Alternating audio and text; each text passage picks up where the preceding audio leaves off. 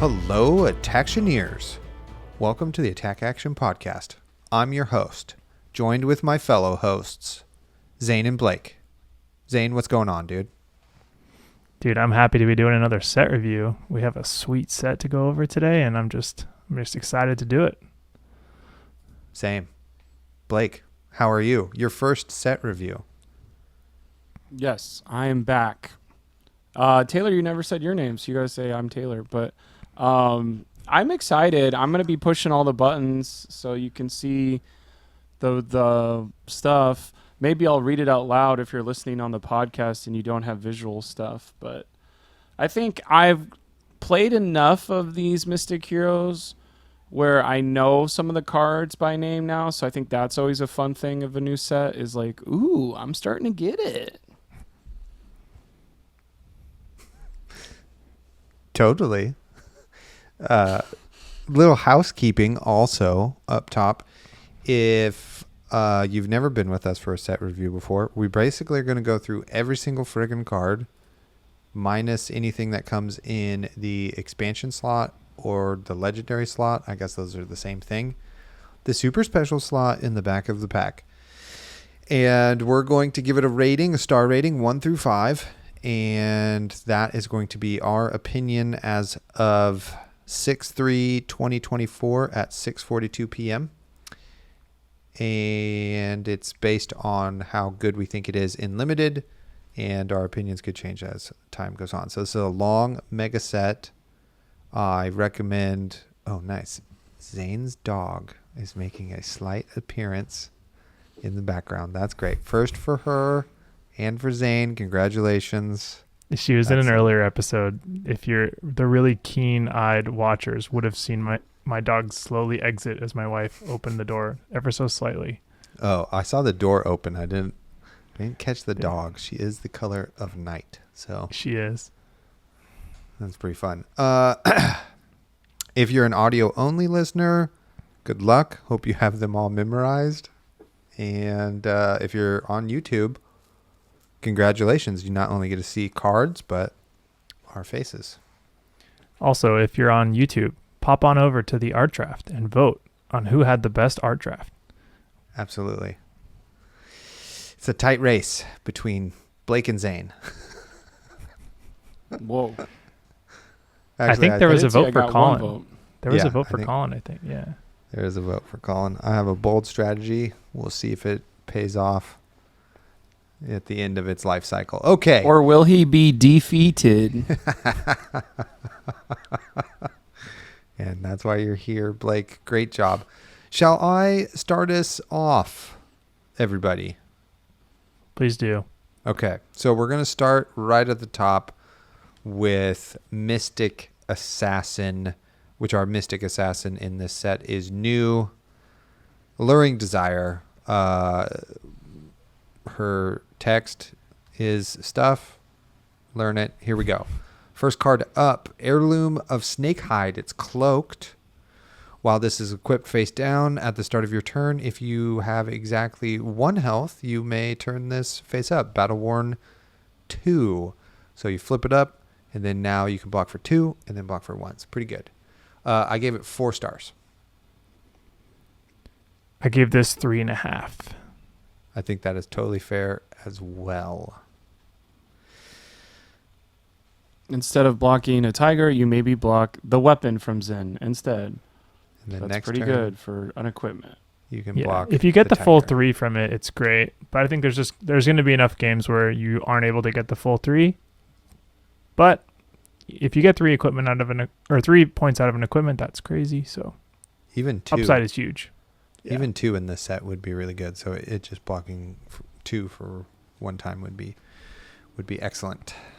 Okay. Oh, Battle Worn. Let's go. A Rousing Wave is next. Yeah, next up we have a Rousing Wave. This is the arms piece with a pay 1 to destroy this and create a Fang Strike in your hand, which gives +1. And it has Battle Worn 1. This is a strong 4, flirting with 4.5. This is very powerful. I give this a 5. I think nice. if you're in Assassin, this is what you want. This is your final point of damage. This pushes your hit effect over. It just has a ton of applications because it can be on any card, not just a assassin attack. So that's, I think, key. And it blocks for 1, which is really awesome. It is constructed power level. And I think when you're fighting against Enigma and they block exactly, this will be the thing that breaks their other thing they're trying to protect. Absolutely. Got him. Very good. Okay, moving right along here. Undertow Stilettos. Attack reaction, pay 1, destroy this, create a slither in your hand. Battle worn 1. This is one of my other 5s in the set. Snapdragon Scalers that basically blocks 1 is really good. I know you have to pay 1, but even so, it's really good. And the fact that there are 2 attack reactions out of both of these plays really well into some of the assassin cards. So yeah, this is a 5. You need to pick these up if you're assassin for sure.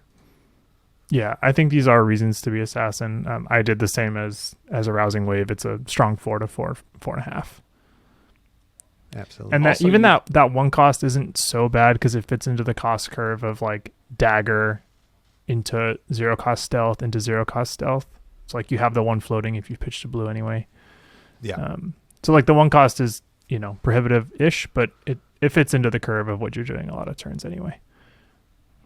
Yes. Also, you don't have to use the slither right away. So if you cares about attack reactions, you can pop this and put the slither in your arsenal and use it again later.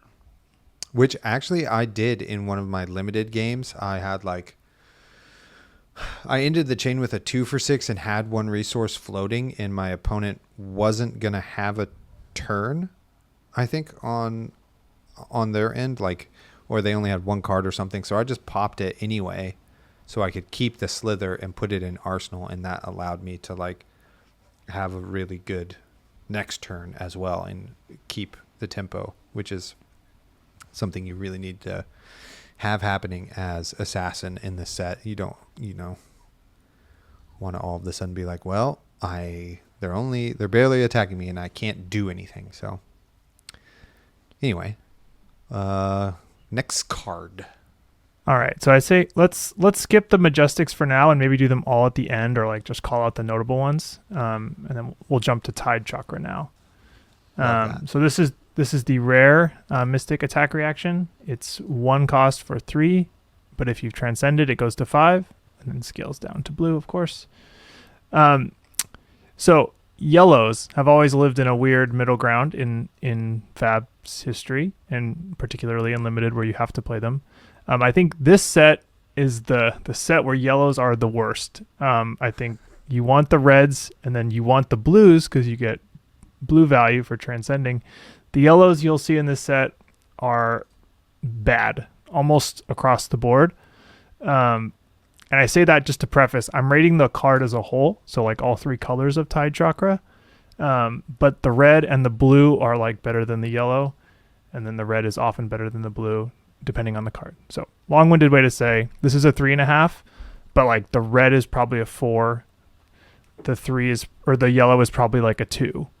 But if you ever get the +5, which is not particularly hard to do, this card is crazy, and just the threat of it existing can really change the whole game. Huh. Interesting. I give this a 2. I think when I'm looking at packs, and if I have a choice of Hiss or Venomous Bite, I'm going to pick those over this every day. And I think I would rather pick stealth cards over Tide Chakra. So without spoiling too much, I also would pick Hiss and Venomous Bite over this, but that is how highly I view those cards. All right. This is basically make your own Just a Nick, but pay 1. So that's kind of good, but a lot of hard to build it on your own. Super true. 1 for Speaking 5 of at reaction Hiss, speed is crazy. Okay. Yeah, it is pretty nuts. I don't know. There's not as much time to do all of the stuff you want to do, it feels like, in this set as I want there to be.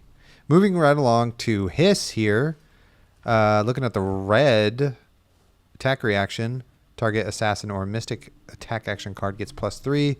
If you pitch a blue, create a slither in your hand, blocks for 3, costs 1. I gave this a 4. Super good.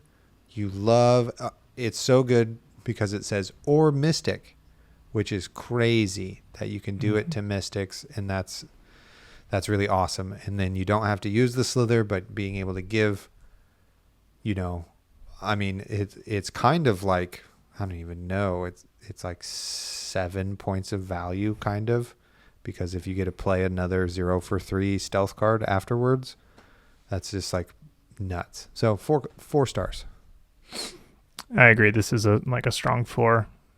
Red hiss is like a slam pick, and even blue hiss is very strong. Yeah. Pack one, pick one. If you want to beat your opponents in limited, play it on a mystic attack action instead of an assassin. I feel like that's 2 times scarier and more unlikely to happen. Well, they'll be like, oh yeah, I forgot. Yeah, exactly. There's some 2-costed mystic attacks, and that fits in there really nicely and is pretty big. All right, next up we have the oddball of the reaction group. This is Intimate Inducement. So all 3 colors give +1 to assassin or mystic attack action cards.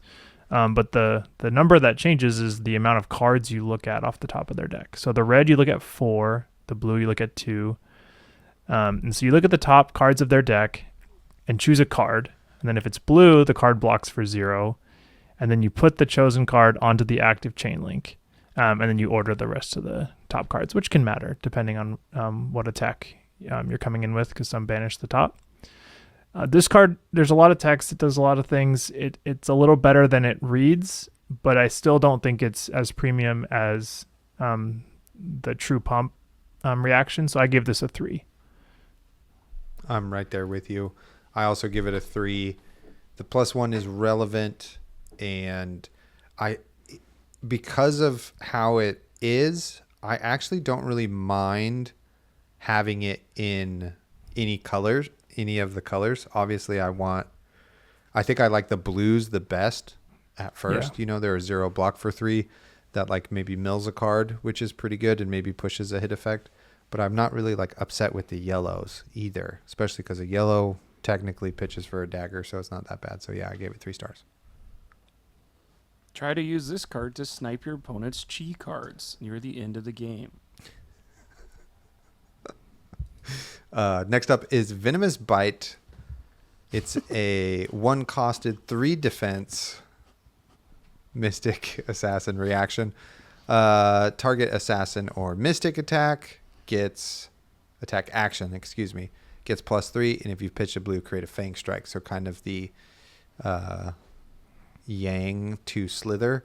I gave this a 3 because I think the Go Again is a bit more premium, but I maybe could say it's a 3+ because it is a 1+4, which is really nice, which is pretty large.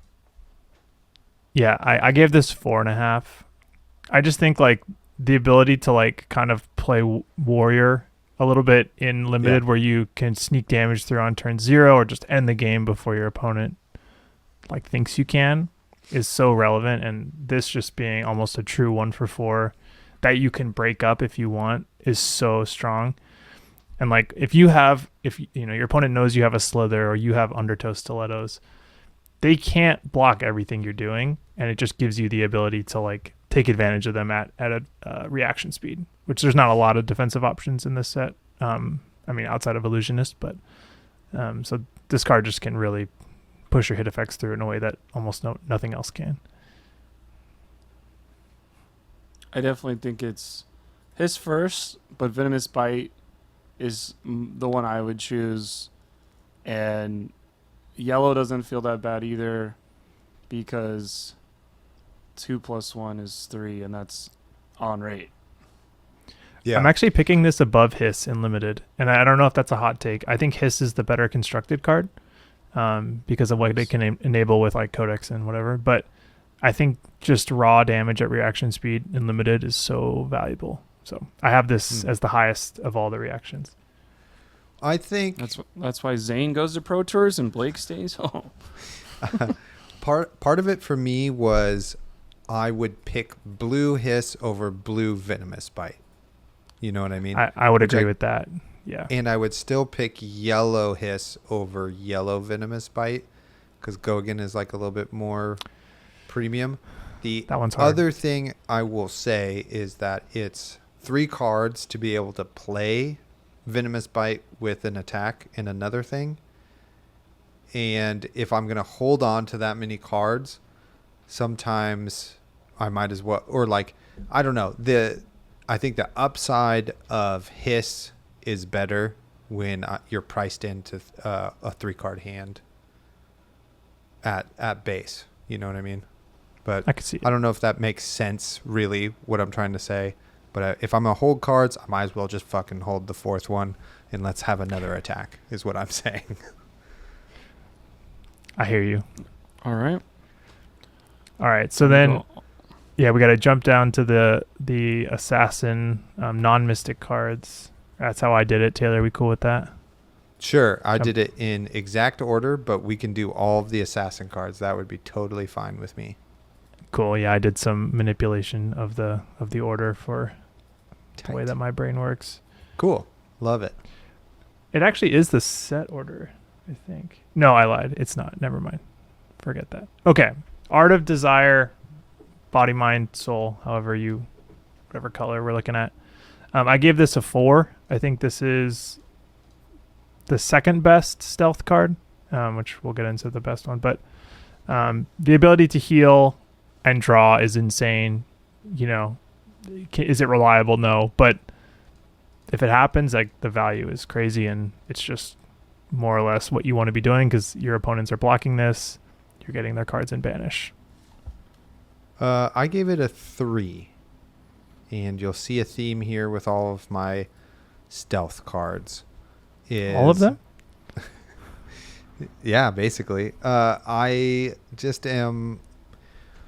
Stealth is fine. There's plenty of 3 blocks in this set. And, you know, they require extra to be very good. So it's true. Yeah. So if somebody blocks with 2 blue action cards, do you draw 2 cards? Yeah. Yeah. Oh my gosh. Try to do that. That sounds super cool. I think there's something about these that I really think this is basically make a ponder token is one way you could maybe think about it from other sets. And this being the only one that could basically make you a ponder token means I would grab a red or blue of these in the first way through a pack if I'm playing Assassin. I think they're the ones you want for sure. But if you're sitting across from Assassin and their 1 card to hand is Art of Desire, you just go no blocks. You know? Yeah, but then you snipe the top card and maybe you draw. Yeah, totally.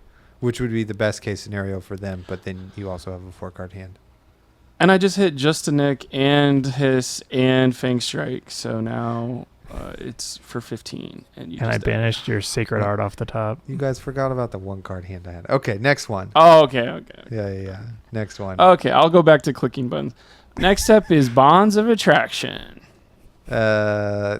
Stealth. When this hits a hero, banish the top card of their deck. Then banish a card from their graveyard. When this banishes a card, if it banishes another card, same card with the same color, gain a life. It's a 0 for 3 that blocks 3. I gave this 3 stars. I think it's maybe the second best one. I really like it because it attacks the graveyard also. But maybe the next one is maybe the second best one. They're all so samey, but I think it's still pretty good. Solid one. Yeah, this is a 3.5. I think this one is like weirdly better and constructed than it is in limited, but still powerful. Okay. I like that one. Okay, up next is the Double real Trouble. The real best one, and it's not. I mean, it's close, but it's not particularly close. I think that this is the best one. I think getting to the 2 reactions on this to make this a 0 for 5 which again, 0 for 5, whatever. Context matters. But I think that this is the most powerful explosive one. And again, damage is kind of king in limited. I mean, it is in CC too, but there's more to it in CC. And in limited, it's kind of just like kill them fast. And the more you can do at reaction speed, the better. So this is my favorite stealth card by a good margin. So it's a 4.5. Nice. I gave this 3+. It doesn't have the gain a health text on it, which is, I think, really, really relevant because anytime you gain a health is basically like blocking a tiger and like half of a spectral shield. So that's really worth it. But the fact that you can make this off of 3 cards is you get for an assassin basically 9 damage is crazy. So like assassin 3-card hands are like a mopey 5 or something, you know. So super, super good. So that's why it gets the 3+. I think one way you can think about this is we have 30 card decks now for limited. It's mandatory. And Double Trouble says your opponent's either going to give you 2 blocks or 2 cards off the top of their deck. So now their deck is 28. Yeah. I think that's a fair assessment as well. Next up, Bonds of Memory. Stealth 0 for 3 at red. When it hits a hero, banish the top card of their deck and then banish a card from graveyard. When this banishes a card, if they're the same name, basically gain a life. This is one where it's like basically the same, except for the power of the actual attack changes rather than the text box. I guess that's how Bonds of Attraction works too. Anyway, this is one of my least favorites, so I gave this a 2. Yeah, I give it a 2.5. I think the jump from rare to common is pretty mean. And for the stealth cards, I think all 3 of the rares are good. I think all the commons except maybe 1 are kind of middling. Yeah. But yeah, this one 2.5. I think this one's actively bad because it's hard to draft multiple copies of a card. It's hard to have those be in the graveyard at the same time. It's hard to do everything for this. There maybe is something to be said about that you banish top deck and graveyard. So maybe you can set up a new activation that way, but I still, I don't think so. Yeah, you're not going to be gaining health. You're going to be picking your favorite blue to banish from the card from the graveyard 85% of the time. Yep. Yeah. It has use, but not as strong as the others. Okay. Desires of Flesh. This is, again, same template, 0/3/3 stealth. When this hits a hero, banish the top card of their deck. If it banishes an attack action card, gain a life. This is a 2. It's fine. You don't want it, but it's a stealth card. I gave this a 3 because in 2 out of your 3 matchups, this one's going to gain you a life. So I think it's a little bit more relevant than some of the other commons. And you could get one out of Enigma too. They have attacks sometimes. So 3 for me. Nice role player. I think this is a constructed card, and I would not draft it if I'm playing Assassin on purpose. But this one's even worse, so good luck. Impulsive Desire. Same thing. 0 for 3, blocks 3, stealth. When it hits, you banish the top card, and if you banish a reaction or an instant, gain a life. This one I gave, drinking a beer, so a little burpy. I don't have beer that often. Gluten-free beer for those who are up on the Taylor lore. Yeah, geez. Don't worry. 2 stars for me. It has the most limited hit effect. Pun intended. Zayne, how many stars did you give this bad boy? It's a 2, soft 2. Soft 2. It blocks 3, baby. Okay, next up is Mind's Desire. One of the coolest foils in the set. I don't know if you've seen this card in foil, but however they did the little room dividers look sweet. Anyways, when this hits a hero, banish the top card of their deck. If it's a non-action card, gain a life. same thing. It's 2. It's fine. Blocks Yep. 3. You want a stealth base. So if it's not like you don't want them, but it's not a card you're excited to cast. Totally. We lost Blake. I don't know what that means. Now we get to see how messy his floor is. That's fun. No, on YouTube it'll edit it out. You won't even know. Oh, well, you could leave it in, Colin. That would be fine. This fun moment where now I get to check my phone. Sorry about that. We are so back. I All bet. right. I had to tell my roommate that I was doing this because he was like, "Let's go eat." My So dog I'm is gonna have to getting, edit some of this. my No, dog is we're getting leaving it. antsy too, so I can feel like she's gonna bark at some point. When she gets mad at me, she'll stand by the door and bark. But I'm trying to appease her. But we'll see. That's great. I love it. Love dogs. My wife gets home at 8, so we'll see if it comes up. Wow, so late. Should we start over Mind's Desire or tell me where we're at? Because I don't know. No, we'll we'll just go to the next one. pick to pieces now. Okay, sorry about that. No worries. You're good. Okay, next up is pick to pieces. Stealth card. If you've played or activated an attack reaction this chain link, this gets +1, and damage that would be dealt by this can't be prevented. I gave this one a 3. It is super, super good against Enigma. Like, they maybe sometimes have no blocks in their hand. Maybe their hand only blocks for 6. You have a venomous bite. Blammo. Goes right over the top. Yeah. So 3 stars. Yeah, I gave it a 3.5. 3 is probably more accurate if you do the whole cycle, but I think the red is quite good. Yeah. It's kind of a necessary evil, just given the format. This is kind of like, back Monarch time. You pick your poppers when you can. Like, this is not the same thing, but it's the closest thing we have. Yeah, you need a non-zero amount of them. Yeah. And I feel like whoever's doing, I'm going to pick the best deck ever, is going to try and build some of these Enigma pieces.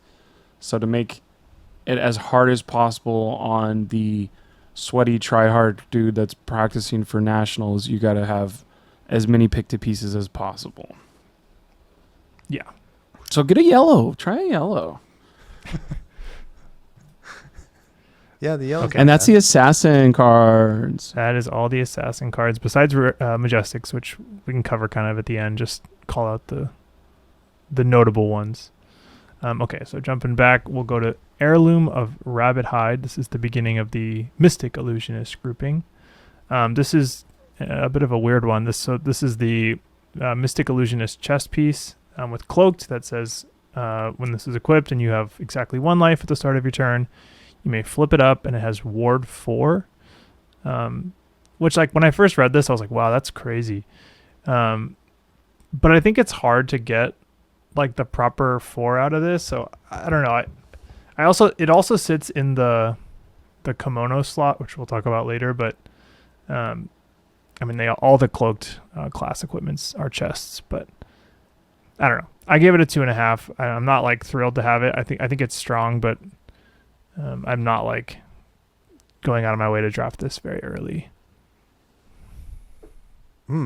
I quite like it. I maybe like it more than the fish shirt. But so I gave it 3+ because I feel like, yes, you maybe don't get maybe the full 4 out of it, but it just is pretty powerful that you could block a 4 when this It's happens. true. I think this is one of the hardest cards to rate. Like, Totally. the variance it's- is huge on it. Totally. It's probably a little bit better in Zen or like verse Zen when, like, you're at 2, I don't know, you let a tiger through, boom, you go to 1, and now they come in with like another 0 breakpoint or a key unleashed, and you can block with 1 card in this. Like, that's pretty huge potentially. And then it's maybe worse against new because it's like a single chain link and they might kill you And you might, going to 1 against Assassin is hard. Yeah, totally. And so you might not really get the value out of this. So we'll see. Maybe this is the best card. Maybe it's the worst card, actually. But yeah, 3+. I don't know. One thing from a person who looks at this card as maybe not one of the best players at the table, there's just so many ways for your opponent to like, gotcha, I actually killed you. You thought you were going to 1, now you're going to 0. That it seems like a high risk that is not going to affect legitimately 98% of your turns just based on how the card is designed, where, getting that last 4 damage attack completely warded by this doesn't feel like it's worth it when you could just use that coy chest to block a dagger every single game. Yeah, for sure. I think that the koi piece, which we'll talk about later, is like pretty premium. Like I think that I want that one almost over any of the go to 1 life ones.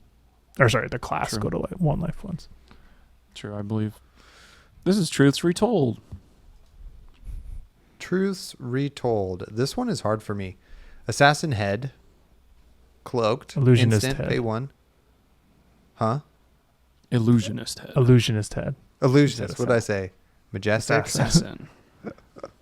My bad. Taylor loves Illusionist. Assassin, okay? It's okay. Yeah. Got my Arachne pen going on. Ooh. Illusionist equipment. Head. Cloaked. Instant.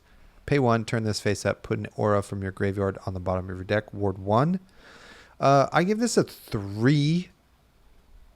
Has Ward 1. It's on rate with a lot of other stuff, and it's in a 30-card format. It's very relevant to be able to get back some of your best pieces. We see that also later with Mask of Wizened Whiskers. It's just pretty great. So, yeah, 3 stars. I think it's good. Yeah, I also give it 3. I think the effect is sneaky good, and just being able to manipulate Ward is a huge part of what you have to be doing as Enigma. So I will also caveat with there's not a ton of hats that are vying for this spot. So like if Correct. you are Illusionist, this is kind of the hat you want over the other hats. I think what I liked about it is if you got a Rage Spectre or a Manifestations of Miragai, now you have 2 of them. yeah, And that's kind of stupid. Mm-hmm. Mm-hmm. it is. Yeah. Okay, next up we have Uphold Tradition. Speaking of constructed power level, this is another one that we'll likely see play at constructed.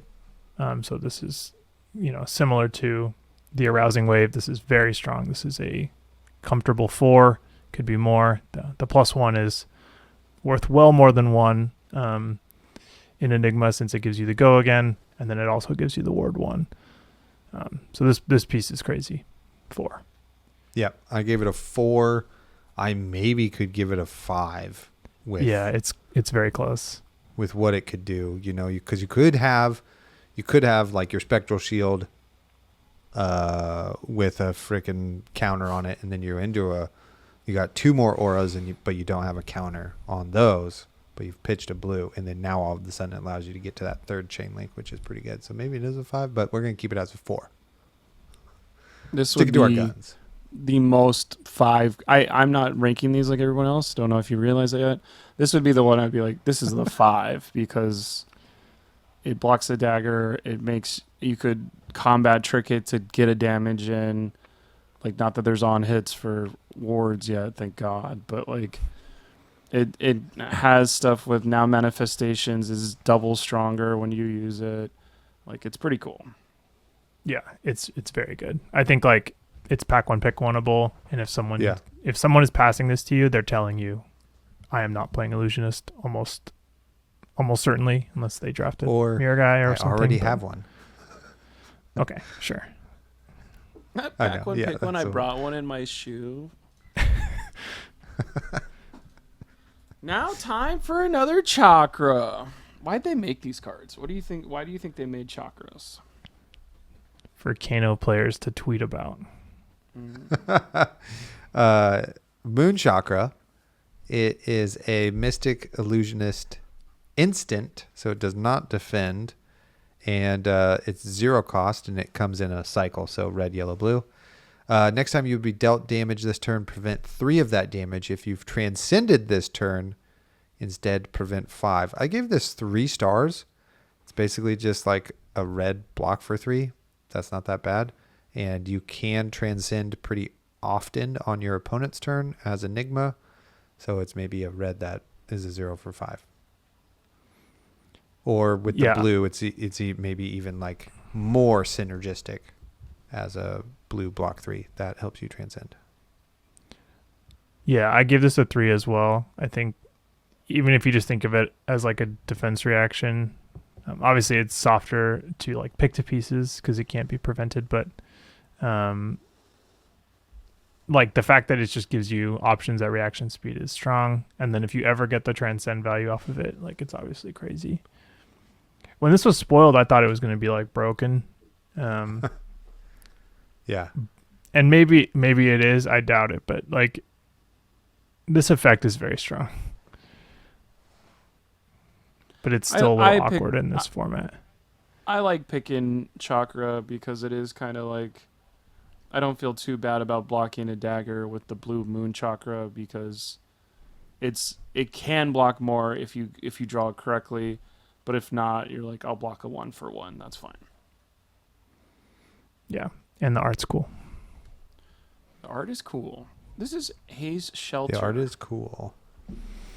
All right, Haze Shelter, just a banger. So this is a 2 cost instant aura. With Ward X, where X is 4 in the red and scales down to 2. If you've pitched a blue card this turn, otherwise X is 1. So if you pitch a blue, you can play this. It has Ward 4, and you pay 1 to attack with it, and it's 2 card 4. And then if you find a way to pitch on their turn, it can Ward for 4. So the ceiling is very high. I gave this a 4. It's maybe a 3.5. I think the Illusionist cards on their face are all like hard to rank and like look weaker than they are until you like start putting them together. And so like when you read a card by itself, it's like, it's 3.5 maybe. But then when you put them together, you interact them with each other, then they start to get more powerful. So it's a soft 4, but has a high ceiling. Yeah. You touch the blue one for this, or just red? I'll take the blue because it's a blue, but I'd rather the red. Yeah, this is an offensive aura. This is an offensive aura, so I want the red. Absolutely. I would agree with Zayne completely about how it's really hard to evaluate all of the illusionist stuff because of it all requires like what other cards you also drafted. You know what I mean? So they're like not always just this card does this. It's like, well, if you have this and another 1 cost aura, then it's like really crazy good, etc. So I give it a 3+ because it is kind of like I would want multiple reds of this. Yeah.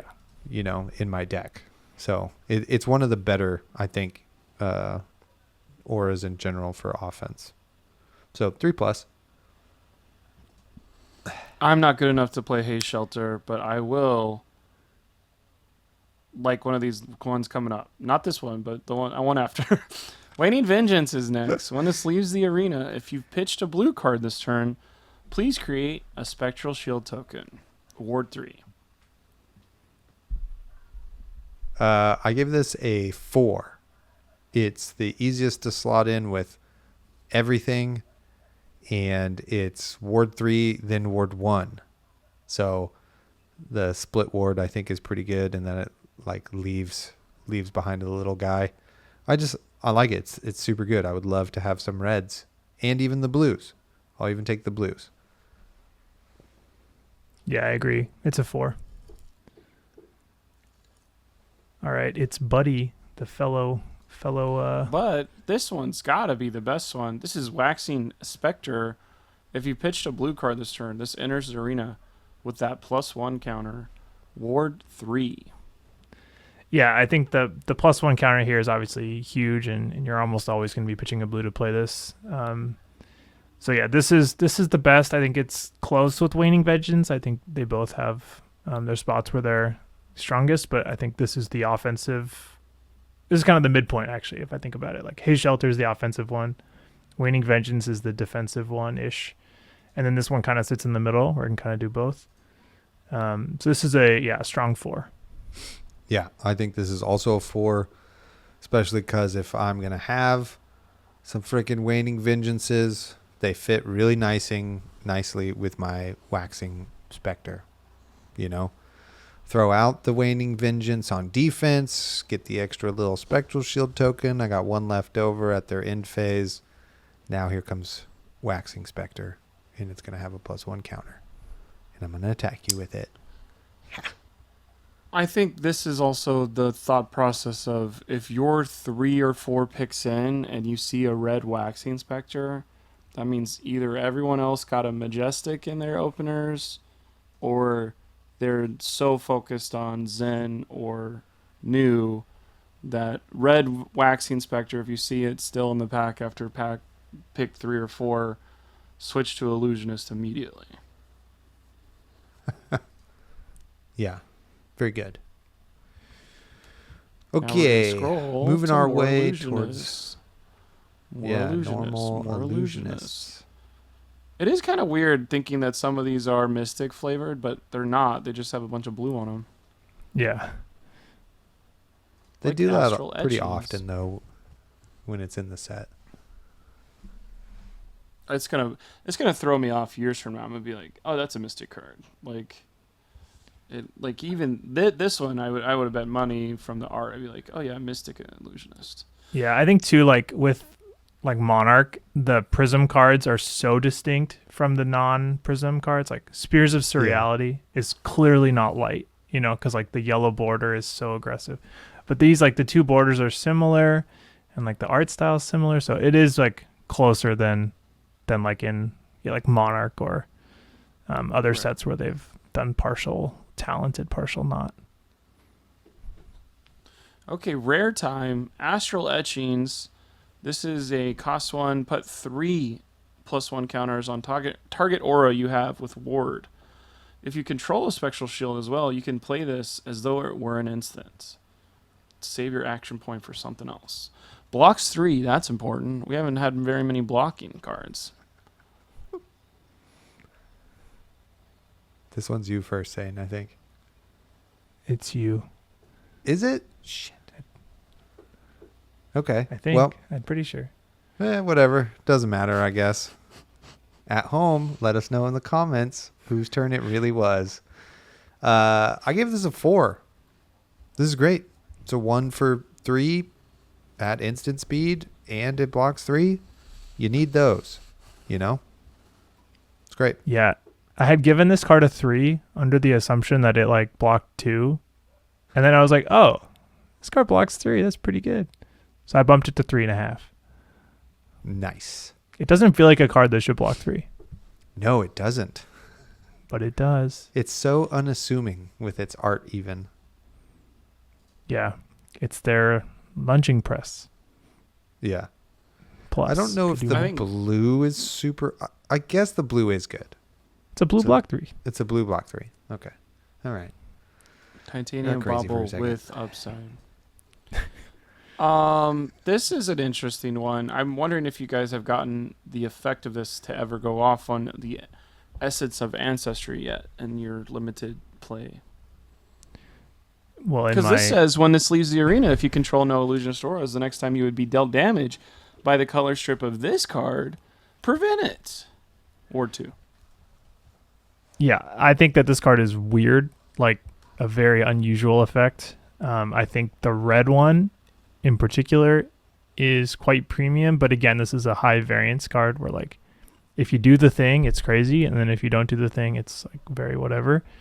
But it is a block 3, so the floor isn't too low, but it does take your action point. So I gave it a 3.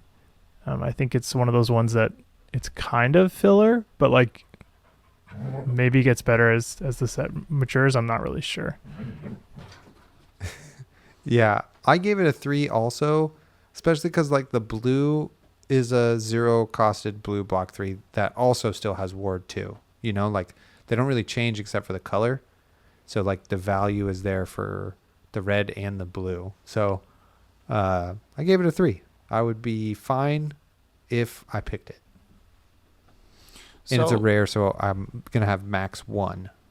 The yellow is a 0 though. It's a 0 star. Oh. Here's the thought process, because I have a question about this.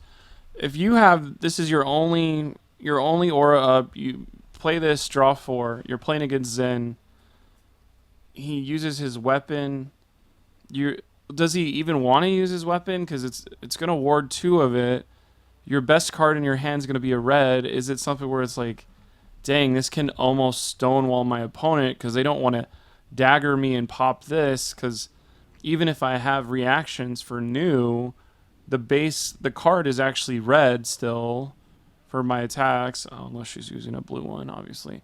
But it's something where I'm like, I think there's a 1 in 8 chance when you're playing this card where it's just like so good because your opponent has to attack into you, but when they do, you can just stonewall their turn, and now it's time to do Enigma things.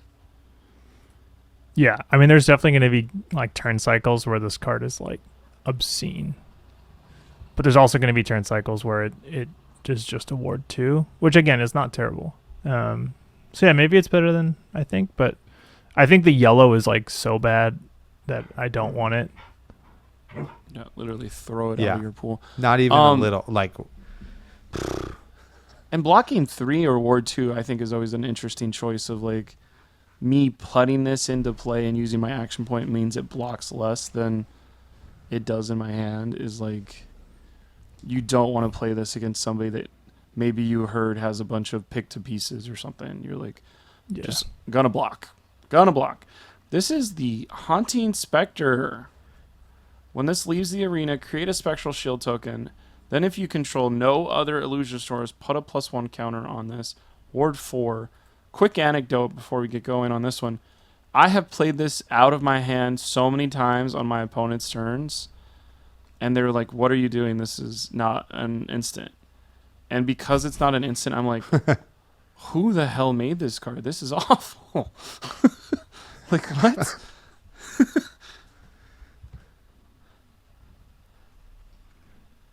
Unless you guys like it. It's you, Taylor, isn't it? Am I going crazy here? I don't know. I guess it is me. I give this a 3, but maybe it's a 2. I also, for some reason, it just looks like an instant card. But it looks like mystic and it looks like an instant. Yeah, so maybe it's a 2. Maybe it's a 3-. I don't know. This one's tough. Cool art, though. It is cool art. Yeah, it's like a 2.5. I don't think you particularly want it. I think these rares are kind of weird. Fucking 2, which is terrible. Anyway. Don't get the blue for this. Let's move on.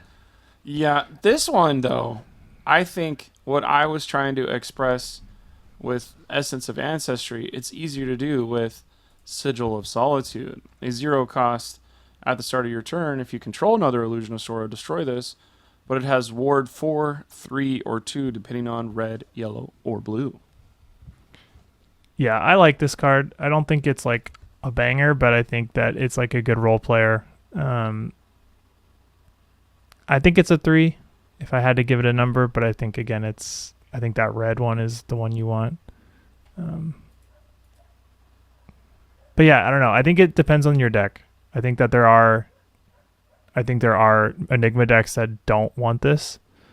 And I think there are Enigma decks that like seek these out. Yeah, I gave this a 2, but because it's like a win more card, you know what I mean? Like you can play it, you can't play it on its own. I guess you can, and then you use it right away, right? But then that's like the only thing you do on your turn is like, which I guess we've also seen cards that are pretty good like that, like in Dashio or just in Bright Lights. Like if you could put out a Shield. Dissolving shield. Yeah, that's like pretty good. You get to hold a card, so maybe this is good in that way. It also, but it does feel like a win more card because you can put it on at the end of a chain because it costs 0, so you can pitch your blue, attack, attack, attack. Hopefully all 3 of those have go again, and then you can play Sigil of Solitude at the end and just be really stacked up. So maybe I know that maybe some I'm people crazy. are kind of high on playing like a high density of the mystic attack actions in Enigma, like Battlefront Bastions and the whole droplet cycle. Yeah. And I think in like the attack action builds. All right, I'll have to take a break after this one for my poor dog. I worked from home today and she is bored. Yeah, But I classic. think like in the more attack action focused Enigma, where you may not be like trying to drop 2 auras every turn, just like having this as like one of the couple auras that you work in, or like is pretty powerful. I will Fair. say this card is the card that helped me as an Enigma, like just shut the door on people of Yeah. you're never going to get to my auras because I'm basically playing a sink below the turn before. If you don't attack enemy and it breaks at the start of turn, that means you didn't attack enemy. So that's even better. And protecting your super strong bombs like Miragai or Rage Spectre, this is the best card to do that. Yeah. Yeah, that's true. Okay. Pause. Pause. What a cute dog. It's a poodle.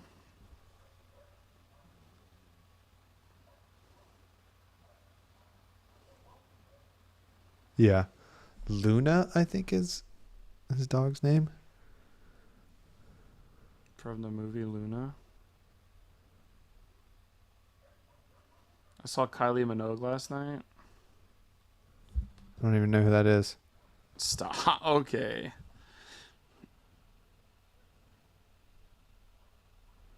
I'm serious. I have no clue who that is. Well, you never heard that song? Na na na na na na na na na na na. Can't get you out of my head. No, Nope. stop. What about that song that goes, padum, padum. Do you not listen to music? You probably don't listen to music. You probably just read books. Podcasts only. Oh, she's like the Arsenal Pass of the music industry. Oh, tight. Tight.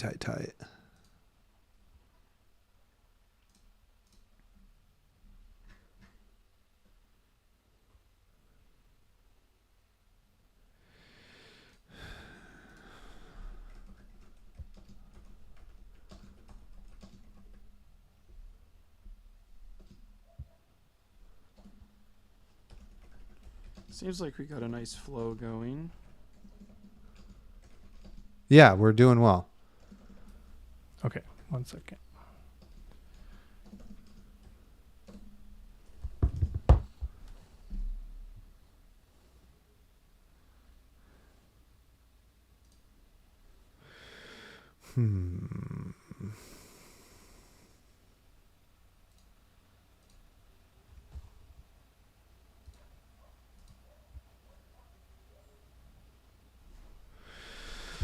Okay. La, la, la. La, la, la. Okay, this is one I don't get, so I'd love some bright lights on this one. Single-minded determination, a 2-cost. When this enters the arena, if you control no other Illusionist auras, put 3+1 counters on this, but it only has Ward 2. How does this one work?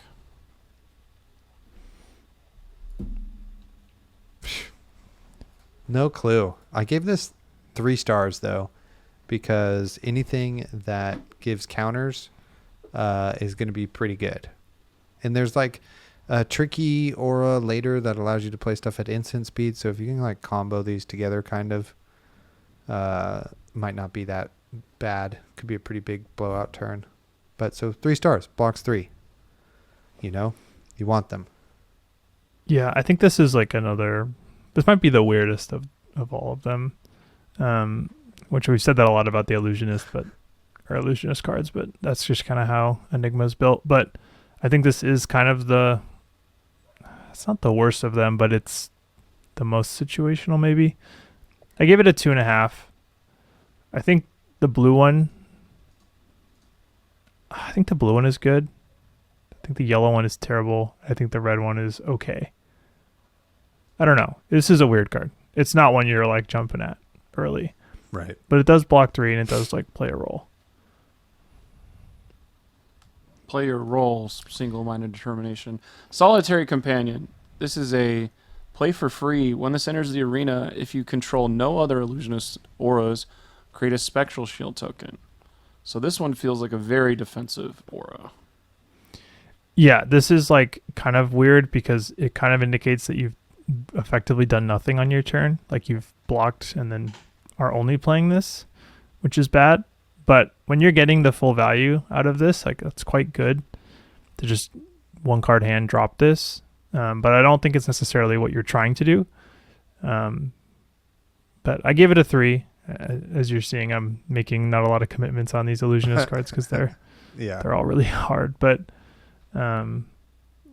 is this a good turn 0 play for Enigma or not? Yeah, there's like 5 other ones that are better. Turn 0 would be crazy if you can. Yeah. Like if you play this, get the Spectral Shield, and then like drop an instant aura, it's insane. So yeah, maybe for that alone, like the turn 0 high roll alone, it's worth it. But I don't think, again, this is like a signal card or like, I don't think this is, a bomb, but I think it's fine. Yeah, I gave it 2 stars. I felt like it's like bad Battlefront Bastion where it like can block a weapon and then the next thing, so it could like block a dagger because there's a Spectral Shield and then help you block the next thing, or it can block Kakara, then the tiger, but it's like a block 2 as well. And so I don't know, it's not an instant. You do need cards that block, but if we're trying to get, if that's trying to fill this role, I think we just have better cards. Like maybe Spectral Manifestations. This is a action, not an aura. Create a Spectral Shield token, then if you control no other illusion auras besides the Spectral token, put 3/1/1, not 1/1, 3/1 counters on it. This costs 2. Yeah, it has go again, which is huge, I think. But it only blocks for 2, so it gets the 3 star rating for me. I don't, it also costs 2, so it's like fighting for those 2 resources that you need with maybe other premium cards. But I would not be unhappy if I had like 2 of these or something. And you can start your turn off that way. Probably the blue is maybe where the best one is at, because it's like a blue with go again that helps your turn, and then you can transcend off of it. So that's kind of sweet. So anyway, gave it 3. I think the red's kind of gas too, honestly. Like it's a lot of damage. I give it a 4. I think that this card is like kind of how you can start getting the ball rolling. It's like super budget Manifestations of Muragai. Yeah, that's true. Where like if you just pitch a blue, play this, attack with your Spectral Shield with go again for 4, and then you just drop like, I don't know, there's not that many 1-for-5s, but like the Gravekeeping 1-for-5, or like that's a lot of damage, and then you still have a Spectral Shield on board that your opponent has to deal with. Obviously you'd rather have Manifestations of Muragai, but I think both red and blue of this, and even yellow is fine, are very good. I think this is one I would pick early on whenever I've put in my mind Enigma time, because pitch a blue, build something, swing, and now I can spend. I could block with all 4 cards from my next hand and still swing it because it's a spectral shield with the hero power for free. And I think that when you're getting down to the nitty gritty of why certain cards are better than others, being able to swing for free instead of having to keep a card when you're trying to protect your whatever it is with your whole hand is pretty good. Okay, I just realized this card is just Billowing Mirage in disguise. And we've been wanting to Billowing cost Mirage. 1. Yeah, but that fits into the Dromai cost curve, and this fits into the Enigma cost curve. Okay, Nice. fair enough. So then, yeah, maybe it is a 4. Pretty good. Pretty, All right, next pretty card. good. Vengeful Apparition. When this leaves your arena, if you control no Illusionist auras, you may play your next aura with cost 2 or less, 1 or less, or 0, as though it were an instant. That's red, blue, yellow, red, yellow, blue. If you do, it enters the arena with a +1 counter. All 3 of these have ward 1. Bluch. 2 stars. Not exciting. Blocks 3, so you'll take it if you have to, but it's not exciting. Yeah, I think I love this artwork though. So Yeah, maybe that's yes. why I like it a little bit better. But I gave it a 2/3 because I just was unsure because it's like the blue is a 0 block 3 card. You know what I mean? So maybe that is like pretty good, but maybe we're just fine with other 0 blue block 3. So I don't know. 2/3. And that concludes the Illusionist portion of this. Ninja time. Ninja time. Get your Zen tokens ready to go. Or if you don't like Zen, close out of the video now. No, you can't. We haven't even covered the generics or Oh the my mystic god, cards. I forgot about the generics. This is Heirloom of Tiger Totally. Hide. This is another It's a final card. one of our...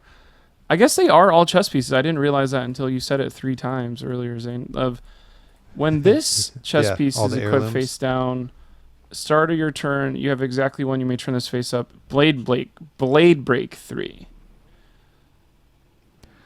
I gave this a 4. I think it's the best one because it's the one that's this exact same value as a card one time. So it's like, it's basically a defense reaction when you go to 1 that just like blocks a whole attack, which is pretty tight.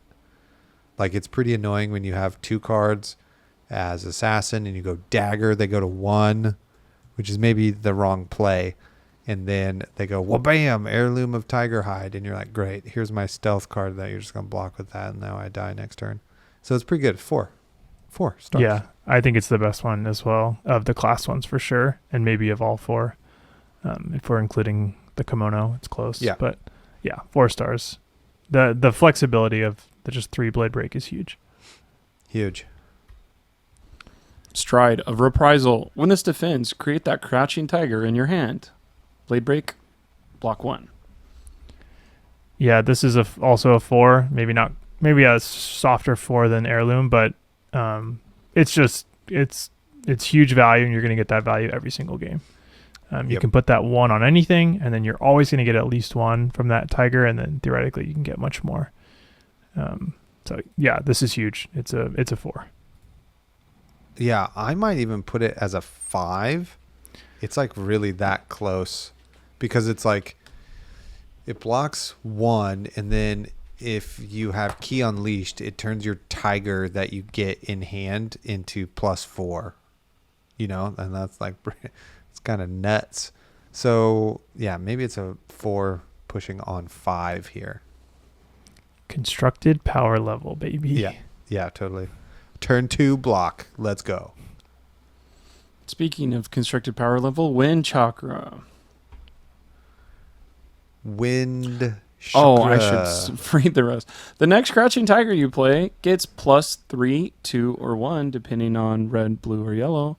Red, yellow, or blue. If you've transcended this turn, instead it gets 2 more than the number we said earlier. Go again. Blocks 3. I like that gave chakra this blocks 3. Maybe. I do like that. I gave it 2 plus. The non-attack actions are pretty good. I think this and incantation are like not bad, but I think this just could be another attack, another chain link. And so that's kind of why I gave it 2 plus. Yeah. I give it a 3. I think it's like a weak 3, but it blocks for 3. It has like a relatively high ceiling. So, but there also are turns where it literally does nothing. Like if you can't create a tiger, which will come up, then it's blank. Yeah. You don't want to draw 2 of these in one hand because that's bad. It's true. But this one looks cool. Companion of the Claw. It's a 2 cost. When this attacks, if you pitched a blue card this turn, create a crouching tiger in your hand. Go again, 4/3/2 damage, 2 block for all of them. This one is such a bummer because like the image is cool. What it does should be cool, but the 2 costs is just so awkward. Like the weapon obviously is what makes the tiger not come in for 1, and then you can't pay for that and this in the same turn unless you pitch another card. So this is a 2.5 to 2, like maybe a 2. Maybe it's just a 2. I don't think you particularly want these. It's an attack with go again, which again that is what you want to be doing. It's just not the way you want to be doing it. It kind of reminds me of what's the Rebellious Rush, the 2 for 5 from Outsiders Draconic, where it was like it's a go again ninja Draconic card, but it also isn't what you're trying to do. Yeah. Yeah. Great assessment. I think you rated it too high. I gave this 1 star. This is, I think, my only 1 star in the set. It's just has so little synergy with the other stuff. I mean, I guess it's a better Kakara, but then what are you supposed to do with your blank tiger? And you'd have to have it with like Untamed or something, Yeah, or like Pouncing Key or something. But yeah, it is very awkward. Yeah, super awkward. 1 star. Blocks 2. We got better Fair. ones we would rather have. We do. Like Harmony of the Hunt. When this attacks, if you pitched a blue card this turn, create a crouching tiger in your hand. 3/2/1 damage, 2 blocks. I quite like this card. I gave it 3 plus. You just kind of, having non-conditional Gogan and Zen and a non-conditional way to create a tiger, and it's 1 cost, so it fits in with the Kakara is great. So 3 plus stars. Yeah, I gave it a 3.5 as well in my initial assessment. As I read it now, I kind of want to give it a 3, but maybe it is 3.5. Like that is a lot of value that you can extract from this. But yeah, I not think like it's the most something exciting card. But I don't play Ninja a lot, but I like the idea of even if you're getting beat up by somebody, you're like, all right, I'm gonna save a blue, I'm gonna save a Harmony of the Hunt, and I'm gonna be able to do 3 + 2 + 1 next turn, and that's gonna be a pain in the ass for Enigma to block all 3 of those. Yeah, totally. Yep. It's a pain in the ass for anybody to block, really. 6 damage spread over 3 attacks. No Tough. blocks. You hate to 3 see venomous bites on my double trouble. it. Oh my gosh. Fair enough. Tiger form incantation? This one doesn't even have a tiger on it. I just can't resonate with the art at all. The next crouching tiger you play this turn gets +3, +2, or +1. If you've pitched a blue card this turn, create a crouching tiger. Feels like we've said that every single time now. We have, but this is the best one of all of them, I think. I it think blocks maybe more? there's an argument for Harmony of the Hunt, but yeah, just because it blocks for 3. It's basically Harmony of the Hunt, except it doesn't split it as much, which maybe is a meaningful enough downside, but I think they're close. But I gave this one a 4 just because 3 block is more than 2 block. That's correct. I also gave it a 4. The red is such gas, and the blue on a turn where maybe it's your only other blue than the one you pitch, so then you can transcend off of it, make another tiger. So now you can play a tiger, Kakara, other tiger. It's very good. So I don't know. I really like this card. I think it's really good. If you had 3 blue tiger form incantations, your deck would be freaking sweet. Oh, the Or if tiger's you had in 3 the red. background. You see his teeth? Wait, is it really? Oh, he's the cloud. Oh my god, that's Cool. So cool. Oh, that is cool. Dude, anybody who's along this journey with us at an hour plus here and also came to this realization, just fucking congratulations to you. I'm glad we're all sharing this moment together. Speaking of We're doing moments, give me a moment to slide back down all the way to the ninja cards. That's right. It's Mask of Wizened Whiskers. When this defends, put a card with combo from your graveyard on the bottom of your deck. Blade Break, block 1. 4 stars. This is also great. As soon as you play your best combo card, then you block with this bad boy and you just put it back in your deck, transcend, go get it. And you're like, I only drafted 2 Key Unleashed, but now I have 3, which is really nice because it allows you to draft other stuff. So, Mask of Wizened Whiskers. Also, maybe the best named card in the set, in my opinion. Mm. In a set with Stir the Pot. It's just like a regular name. Yeah, I like this card too. I think I give it a 3.5. I think I could be talked into a 4. But 3.5 felt right when I went through the first time. But yeah, if you get back a red Key Unleashed and you get to play it twice, you're feeling really good. And now here's our final one of these. First time I think we've had red, blue, yellows where they all have different art and different names. This is Aspect of Tiger Body, Soul, and Mind. Pretty cool combo card. When this attacks, if a red attack, a yellow attack, or blue attack action card was the last attack, this combat chain, this gets go again, and create a crouching tiger in your banish zone. Play it this turn if you may. Yeah, this is 3 a 4-star card.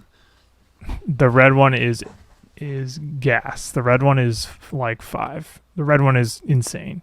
The yellow is awkward and probably don't want it, but yeah, this red one is like, again, this is constructed power level, huge synergies. It's doing everything that you want. And yeah, you'll pretty much take as many of these as you can get. Yeah, I gave it 3+, just because in this set, the amount of blues and stuff you need, I don't know. Your deck can be a little bit all over the place. I do agree, and I will caveat it with, I might be undervaluing how easy it is to play it. But it is very, very good, and is really, really good in the red. But it has a bit of a hoop, so 3+, but could be undervaluing. That's what I'm saying. Fair. This is our first reprint, right? This has been in another Yeah. set. This is Key Unleashed combo. If Crouching Tiger was the last one, this is now Lava Burst, but it costs money. It's a 2 resource. I'm just saying a lot of stuff. 3, 2, 1 for red, yellow, blue. Blocks 3 though. That's pretty good. Yeah, I think it's pretty nuts. It blocks 3. So I gave this a 4, and like it might be a 5 if you have like all of the right pieces to just like make it really good. Like a lot of just tiger making stuff, Mask of Wizened Whiskers, etc. to get it back and play it multiple times. Like there aren't that many 7 attacks in this set, and one like this is really good, especially if you can play it multiple times in a game. Very good. 4 Yep. stars. 4 stars. Agreed. Very powerful. Attack for 7 as much as you can. It's a good thing to be doing. I do like it that in this set, the rares are definitely power coded. Like a lot of times, Yes. commons can be quite a bit better, but now it's like if you open the rare in the right color, it's just like an easy pack one, pick one, I think. Yeah, which makes signals even harder. Yeah. Because there's been a lot of sets where the commons were power cards, which helps with signals, but that is not the case here. You Yeah, don't think? you're like, well, they Anyways. took the rare. Who knows what the rare Yeah. was? There's going to be packs where like 3 cards are missing, and it's going to be like 2 rares and an equipment, and you're going to know nothing. Yeah. Or the foil. Or like rare and the equipment. transcend card, which again everyone can play. Like there's gonna be like pick 5s where all the class cards are still in the pack. Yeah. I'm learning so much. Is this your first This is time listening to a Blessing of Key. podcast? In a way, Yeah. This is the only way. Blessing of Key is a 1 cost. It's an aura for Ninja. Probably the only aura you'll ever get for Ninja. At the start of your turn, destroy this, then create a Crouching Tiger in your Banish Zone. You can play it, and it gets +3. I hate this card. Like, if you read this card, you would be sure that it costs 0, and then it doesn't. I give it a 2.5, and that's way too generous. It's a 2, and even that's probably too much. This card's not good. It gets a 2 from me only for the turn 0 high roll. Pitch a blue, Kakara into this. Sure. That is Arsenal pass. what it's doing, and then Yeah. other than that it's blocking 3, but it's not going again. It's not fitting your cost curve very well. No. It's not attack. It's not what you want. Yeah, not good. 2, when you play it on turn 0. 0 stars when you play it any other time in your deck. Now, how about a head jab? Although, sorry, I'm gonna retract. Ooh. It does one thing. It does Ooh. one thing that I just kind of realized it. What it's doing. It gives you a 6-card hand when you need to push into Enigma, and that is notable. So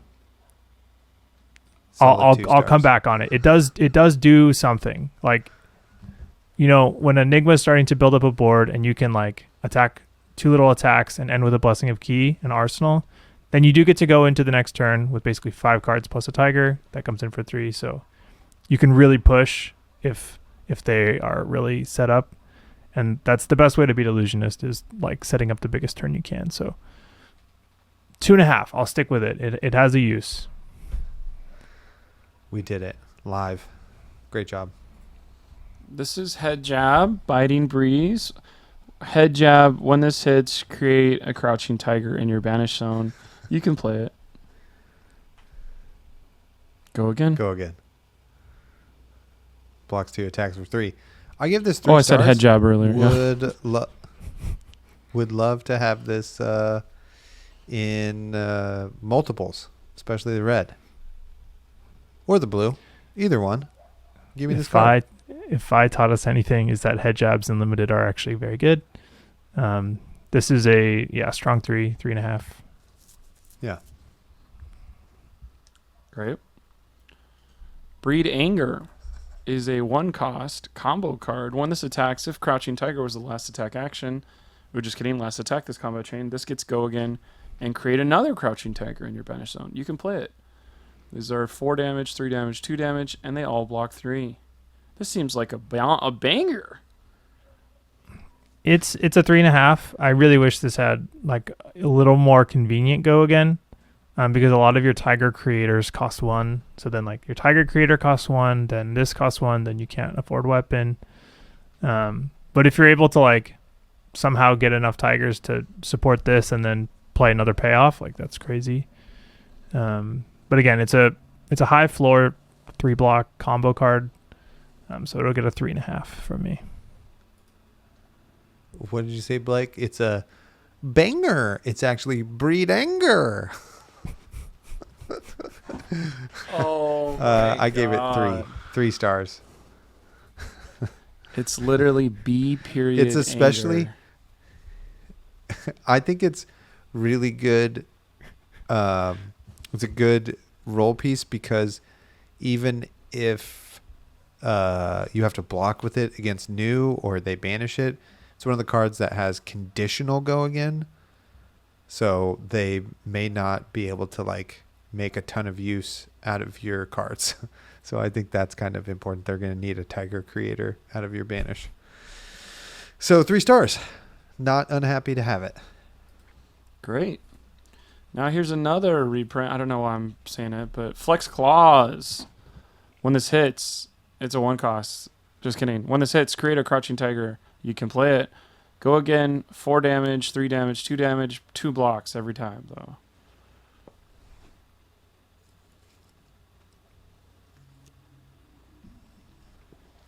Sorry, mid beverage there. I like that, Blake. This is a 4-star for me. Flex Clause, 1 for 4. It's a break point with conditional go again, and it makes it easier for its hit effect to happen. 4 stars for sure. Give me this bad boy in red 3 or 4 times. Yep.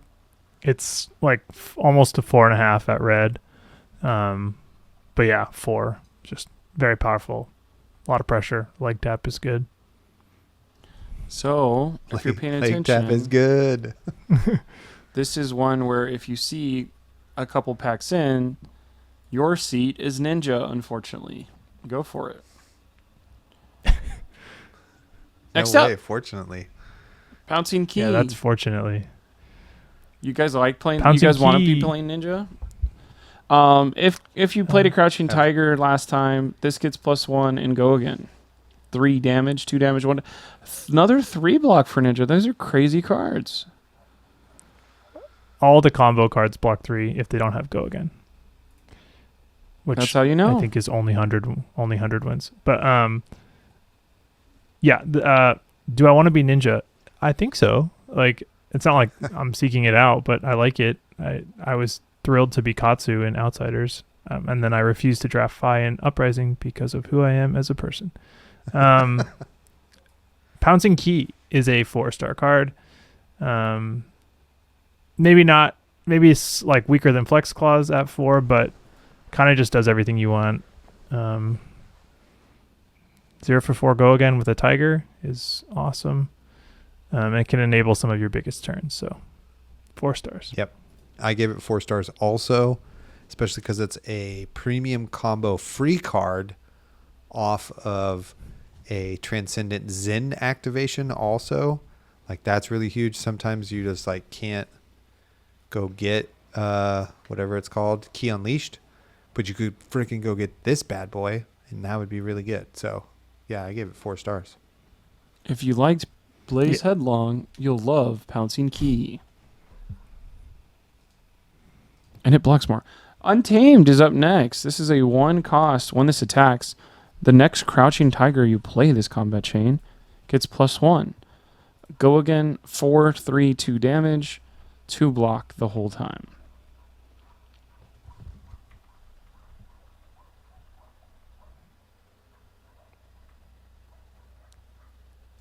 Sorry, blowing my nose. It's allergies. Sorry, I should have stepped up for that one. I should have helped you out. It's all right. It's allergies. They're getting me this evening. Really intimidating. Untamed. I give this 3 stars. I think it's really good because it's a 1 for 4 with go again, and it's like, it's fine if it has this text. It's just a 1 for 4 that has go again, which is really good, but it blocks for 2, so it doesn't get that coveted 4 stars. So it's good role player, 3 stars. Yeah, I think the red's a 4.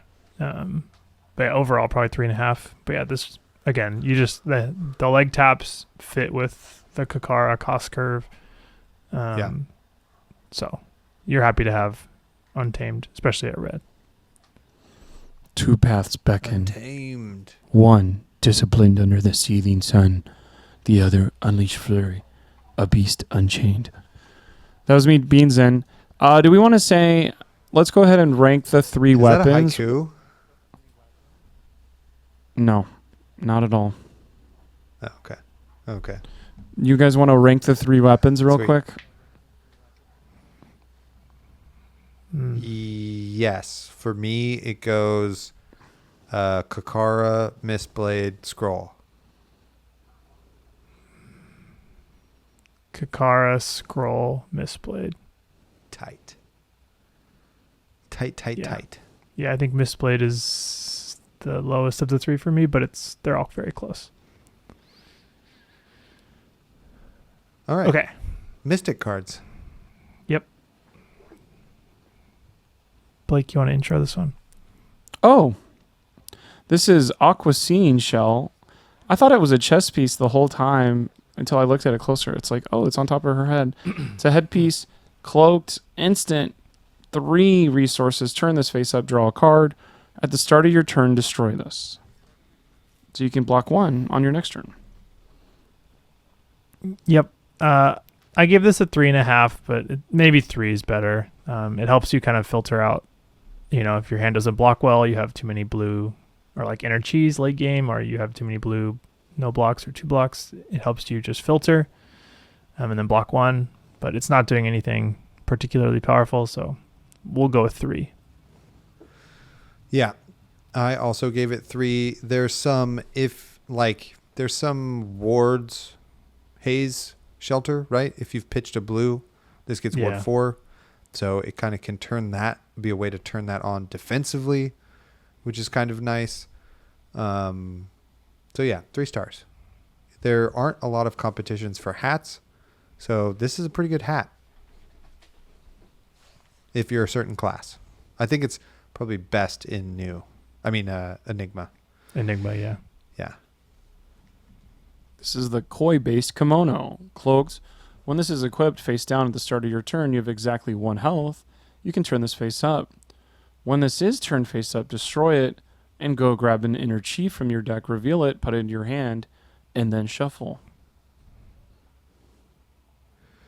Now, I don't see it with this card. I gave this a 2. I don't understand why this is so good. This is a 2 for me. This is a 4.5 for me. All right. Please tell me why. Why am I wrong? Like, it's getting a chi it's an extra intellect on a key turn. It's like the best way to get an extra intellect. Like, it's a blue, so it pays for anything. It pays for your hero text, and you don't have to do anything. You don't have to pay for it. I mean, you do have to go to 1, which again can be tricky, but like being able to map out your turn, like, oh, and then I'm gonna like also just conveniently have a free blue. That's a big deal. Like, I think that this card is crazy. It's basically Traverse the Universe, like the legendary headpiece. Obviously, it's less flexible, but just being able to tutor for free, and like that you'll have a chi at this point in the game because you'll be at 1 life. So hopefully you've transcended once. But yeah, I just think that like the ceiling of this is like obscene. Like, it's huge. Yeah. Maybe you're correct. I guess it'll take some testing. I guess it's pretty good in Enigma because you can then like make it into block. But in Zen, both in the other 2 heroes, you have to wait. You have to survive to be able to use your chi on the next turn. Yeah. I mean, you get it immediately, right? So like when you, I don't know. Blues are good. Getting a free blue is huge. Yeah, it is pretty good. I'm going to stay with 2. You didn't convince me, but you made some good points. I'll happily gobble them up in draft. That's totally fine. These are waves of aquamarine. Okay. These are cloaked, and they have an attack reaction of pay 1. Turn this face up. Target attack gets +1. At the start of your turn, destroy this. Block 1. Yeah, I give this a 4. For going pure point goblin, Fab is just a math number game. This is pay 1 for 2 value, that's pretty good. But it obviously has more, cute stuff. It has a little extra value. here or there. And the fact that it's cloaked means your opponent doesn't know if this is this or one of the Keikoi equipment. So 4 stars. Yeah, I also gave this 4. Combat tricks are good. We've given 4s to plenty of arms that give +1 at reaction speed often. So, and this one blocks 4 stars. I just had an oh crap moment of it doesn't say once per turn attack reaction, but part of its cost is turning it face up. So don't think That you would can be pitch crazy. 6 Yeah. into it Yeah, and do yeah. target attack gets +6. Shock charmers. Because that's Shock. about what I just did, and I was Oh. like, oh, holy crap, I'm about to play this anew for real. Yeah. This is Aqua Lapse. It's cloaked. Attack reaction. Just like we did for the other one, this is the other. This kind of reminds us of the Slither stuff.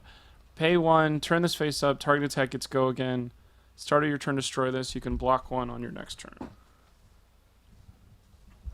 Yeah, 4 stars. Pay 1 for go again, and it also blocks.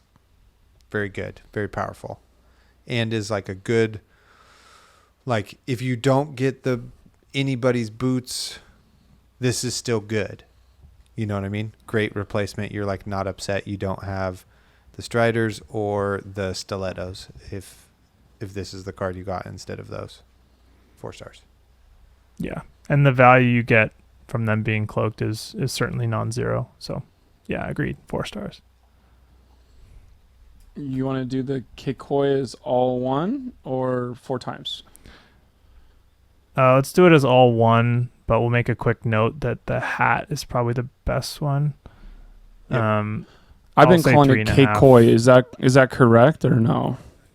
Keikoi, is that? Because I keep going Should I know what it Keikoi is? and blocking 1 whenever I flip it over against the dagger. That's fine. Yeah, I don't know how to pronounce it, and maybe I should. This is a good learning opportunity. For everybody involved. 4 I'll give different my rating. artists, I agree too. wholeheartedly with Zayne. The head is the best one because that's where the least amount of competition is, and maybe the legs are the worst one. Hard to know. Chest is the chest. worst. Chest is the worst. You're right, because all the heirlooms are way better. Although the rare freaking equipment, the heirlooms are rare. Like, yeah, as someone who's opened a couple boxes, like, I didn't have the assassin one until like one of the last packs of like mini boxes in. got So, the like- cold foil, baby. Wow. Well, don't count on seeing it in draft, I guess is what I'm saying. Yeah, you can't play the cold foil anyway, in draft. 3 stars. Yeah, Keikoi, I like That is Keikoi a great. lot because you can block a tiger or you can block a dagger and you don't feel bad about it at all to keep your wards up. I'm very Enigma-centric on this, which I don't know if everyone's like, yeah, don't do that. These are all Majestics, so our first Mystic action that we have is Second Tentative Chi Moon, a 3 cost that says, if you've transcended this turn, this says, when the chain link resolves, draw a card. A 5 damage attack that blocks for 3.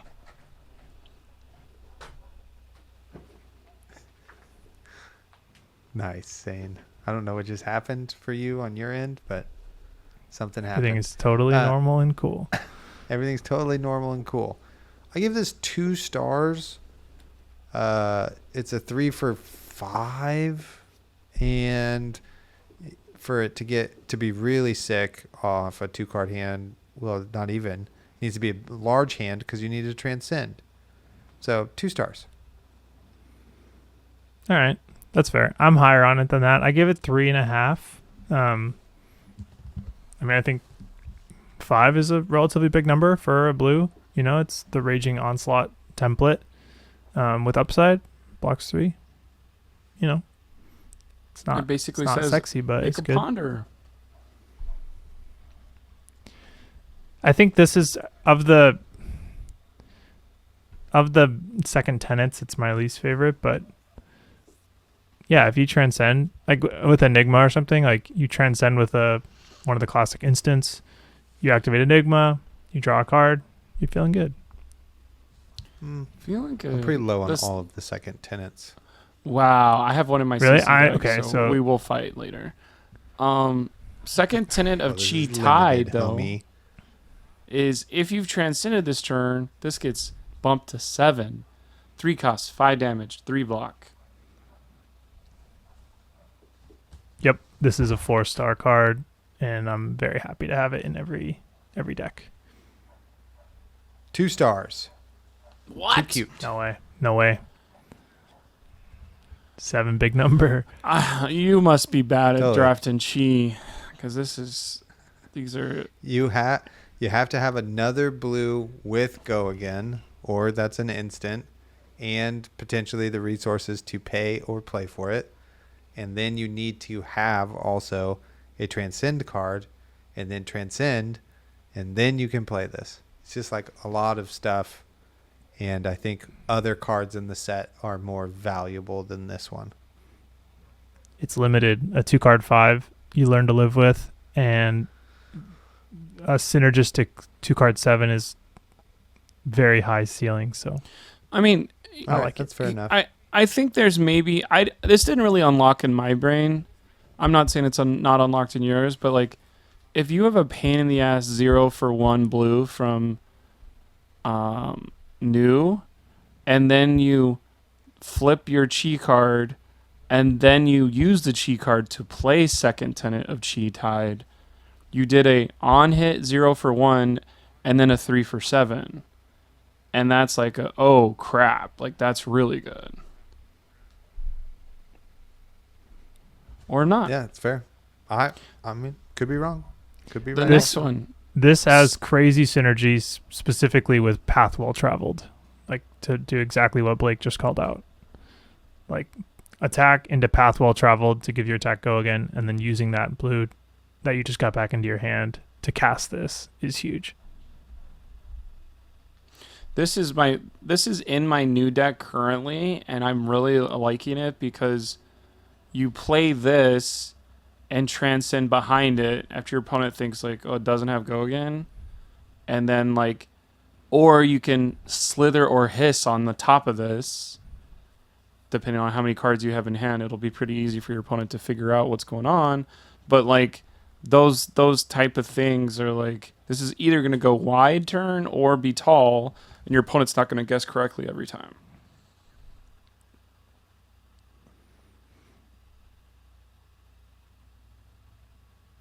Recovering after sneezing there. I also give this 2 stars. Yeah, I think you're too low on these. I think these are all very powerful. I give this a 4. Totally fair. We'll find out. I would love to be wrong and these to be more powerful. I think the thing to remember is just that, or like to think about with limited, is that these are high ceiling, high floor that keep you open, and like that is all like a crazy hard thing to find. Yeah, Because I think have so. you been? I just have kind of found in my few games that it's like it's just hard to hold cards and not lose the game most of the time, you know. I think maybe in Enigma they can be better because you can hold cards if you have a board, and that takes care of the defense for you. You know what I mean? Or if you have all of the tempo in the other classes and that sort of thing too. But Yeah, I mean these are as defensive as a card gets too, though. Like they block 3. they're blues that block 3 for sure. For sure, you could be correct. Go ahead, Blake. What were you gonna say? I was gonna say, is there some credence or that sounds like a good idea of just take all the good Mystic cards or all the good Chi cards, your first 3 or 4 picks of a pack, and then what everyone else, you can literally be like, here's the best cards that are left. These 4 people probably aren't playing this hero, and now I can focus and I have the best Mystic cards. Well, those are all rare, those ones. So those are competing with the other rares in the set. So, I mean, in terms of if you're going to like maybe pick the most powerful card in the pack, it might be the rare. So those might not be bad to pick, but We'll find Yeah, out. I do think that people will do that Just for take what it's the worth. Like, or like, and just like stay open. Like, just take the class or the non-classed cards, because I think relatively speaking, the class cards are weak in this set relative to some other sets. Not that they are bad, but I think that like some of these just mystic cards or rares are just like head and shoulders above. There's no Bear Fangs, right? There's no Right. there's no class card that you're like windmill slamming. Really, there's some at rare, I guess, and maybe like a flex clause or something, but there's no commons that you're like, slamming. No Ice Veins. Yeah, that's true. That's very true. All right, let's move along here. Deep Blue Sea. This is the card on the box in every pack, but not the same art. Kind of weird. This gets +1 for each blue card you pitch this turn. It's a 4 cost. Not a lot of 4 costs. 5 damage, 2 block. Gets +1 for each blue. Yep, I give this 3.5. I think it's totally serviceable. I think it's awkward at times, but the ceiling is high. Maybe it's a 3 in like overall, but I think like in new and in Enigma, it's actually quite good. Yeah, possible. I gave it 2 stars. You don't like these mystic cards? Cool. Yeah. I just The don't like next- these particular ones. I like other ones. Not enough feet. This is Wild Blue Yonder, a 0 cost. That says target attack gets +1 for each blue card you pitch this turn. Enigma can have attack reactions because this is a mystic card. 2 block. I give this 2/3, kind of depending on what your deck looks like and which hero you have. It's better in some than it is in others. Like I think it's obviously much better in new and Zen. This is like your ancestral empowerment, that you kind of want. So it's good, I think. 2/3. When I read this card, I don't know why my brain just assumed that it gave +1 and then +1 also for every blue card. But like technically the card does nothing if you haven't pitched. So like when I first went through, I was like, oh yeah, that's a good card, 3.5. And then when I actually read it and understood it, I was like, oh, and it's down to like a 2.5 for me. Like it is nice, it's a combat trick, but I think it's very rarely going to be more than 1. So I don't know. Totally fair. I'm not thrilled about it. Which I guess if you're doing... Did you guys read it that way too? Am I crazy? You are that was a crazy. thing. I did not read it that way. I am not trying to make a false memory, but I am trying to say like it does make sense for it to be a 1, not a 0. But it is because what is it? What are they called with what's his face on Arachne? It's the red one's 3. Like cut to the chase, it's 3, 2, 1. So this is a blue attack reaction that should be base 1 and then upside. So the fact that its base is 0 is kind of sad. Right. So I get what you're saying and am agreeing. Yeah, totally. Like this is a bad card that I would not like. Why are you drafting this if it's not the last card in your pack? Who knows? Big Blue Sky Totally fair. is just the same thing, but now we're blocking. It's a 0 cost. This gets +1 block for each blue card you pitch this turn. I give this 3 stars. There aren't a lot of defense reactions, and I think if you're new, Enigma, I don't know why I keep doing that. I feel like Enigma's name should be new, and new's name should be Enigma, apparently, in my brain. I give this 3 stars. I think it's totally fine. Blue defense reaction, and is just like a blue you could play alongside playing other auras, and it's like real rather than just being another ward and helps you transcend and that sort of thing. So yeah, 3 stars. Yeah, like Blake was just saying about the wide blue yonder like not being on rate with what you'd expect.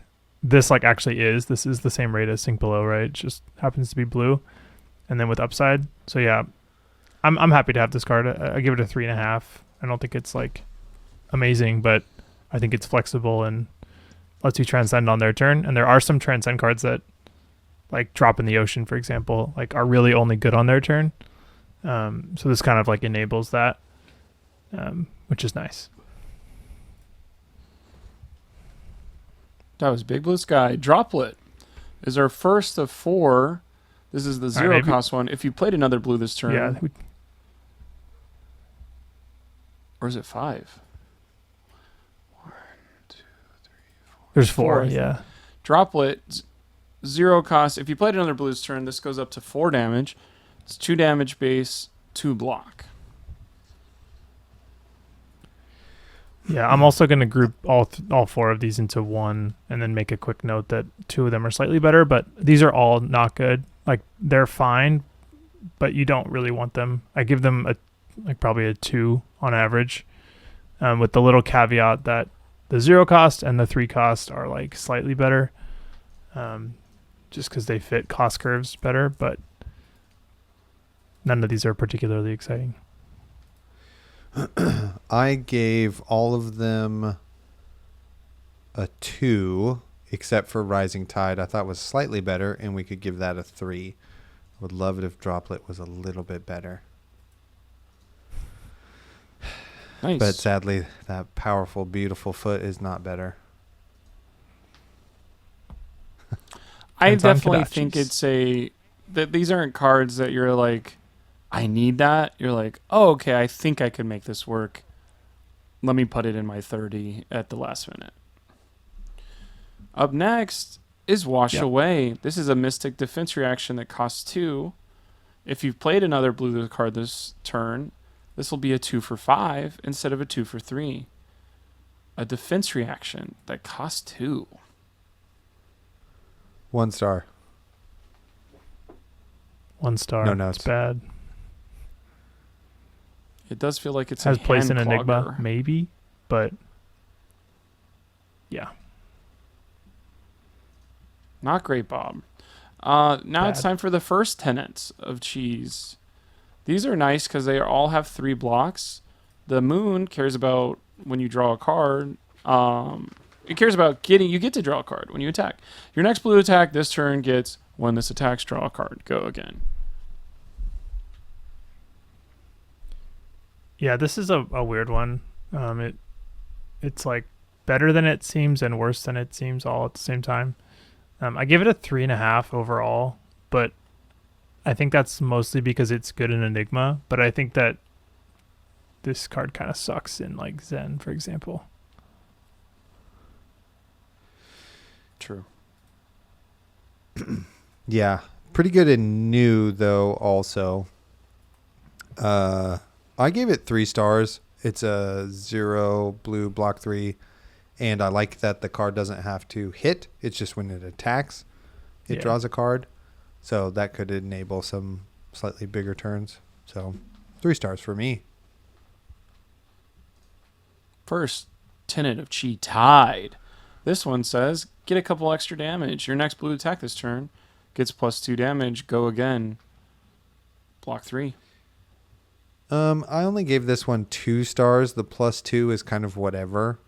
I also think these cards have a high opportunity cost when you're against new, because they are super good when they get to activate their hero ability, and you need to side these out if they're in your deck so that you don't get pwned.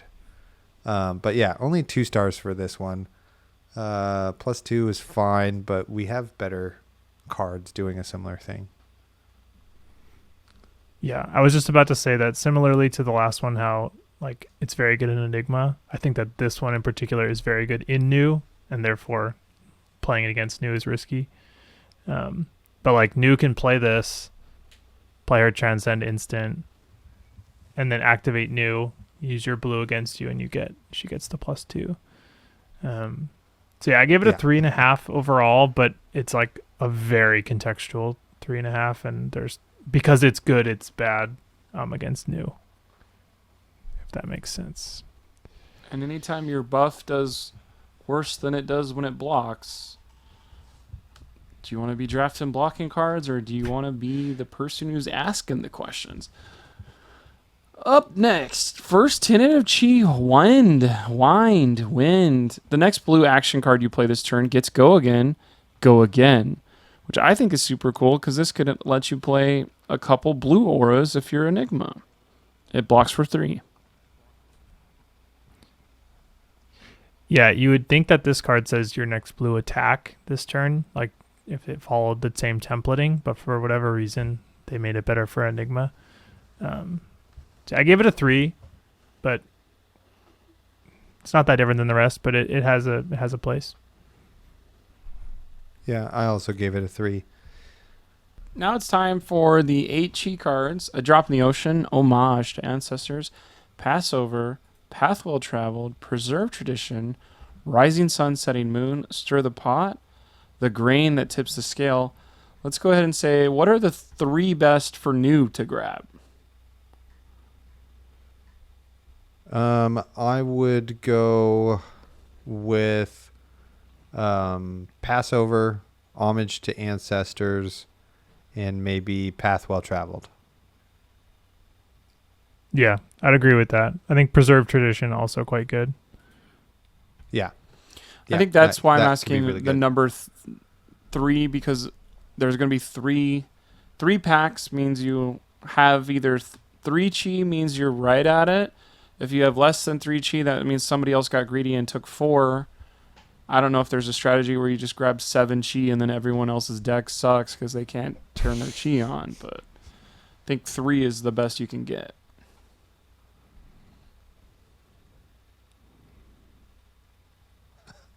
What about the other heroes? How about Enigma? What are the 3 best for Enigma?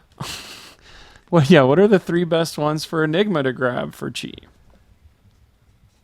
I think probably Homage to Ancestors, Preserve Tradition, and then maybe a Drop in the Ocean. I think so. That's what I would pick as well. That is what I would love pick that as card well. for her. And then Zayne is our final. Who's the ninja going to pick? I think he can I think- more reasonably use Path Well Traveled and Grain That Tip the Scale.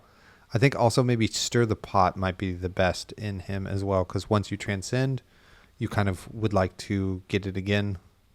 Or if you Mask of Wiz and Whiskers and put your thing on the bottom, you would like to shuffle and maybe put it closer to the top. Yeah, I think Stir the Pot is like at its best in Zen by like a good amount. Yeah.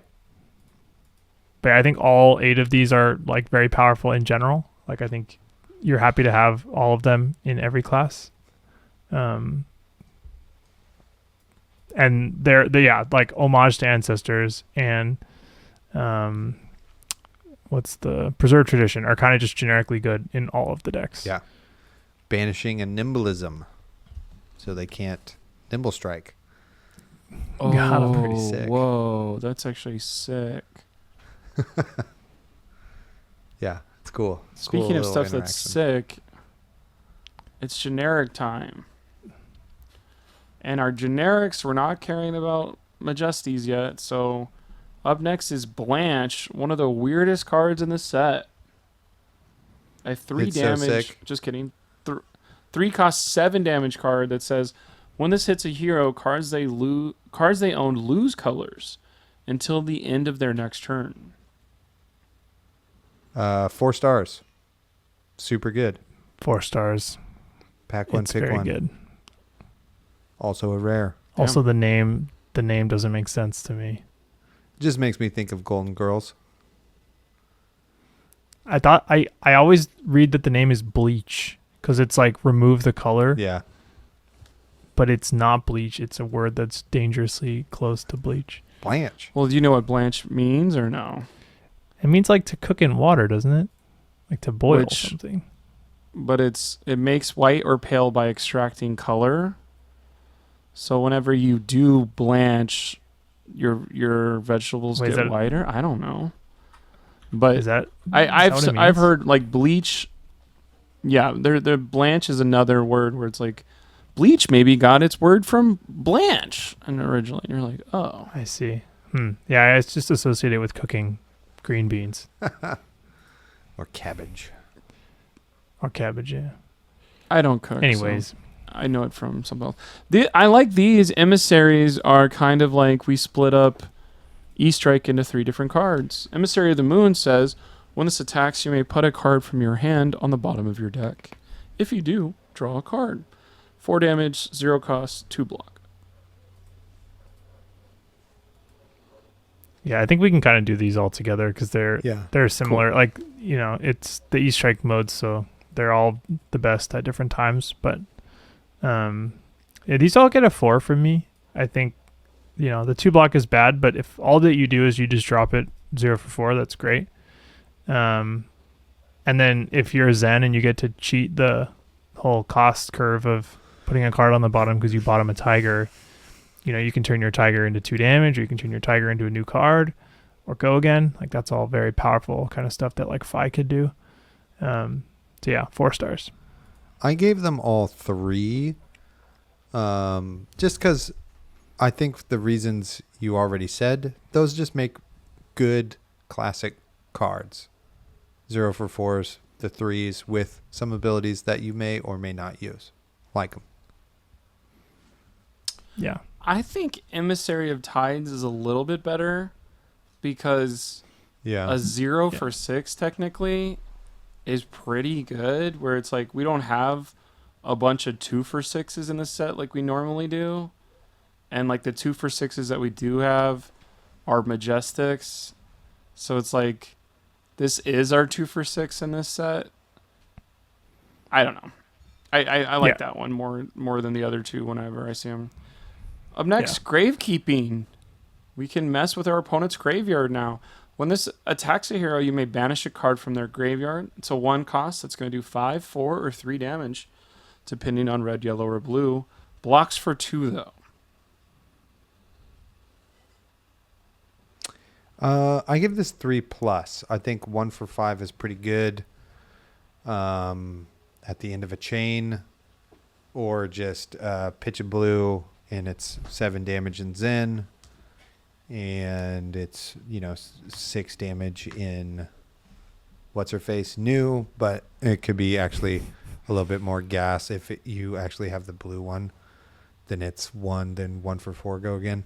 So it's good. I think it's a 3+. Yep. 3.5. Nice. Awesome. That's pretty good. Up next, Battlefront Bastion. A 3 cost. 7 damage attack.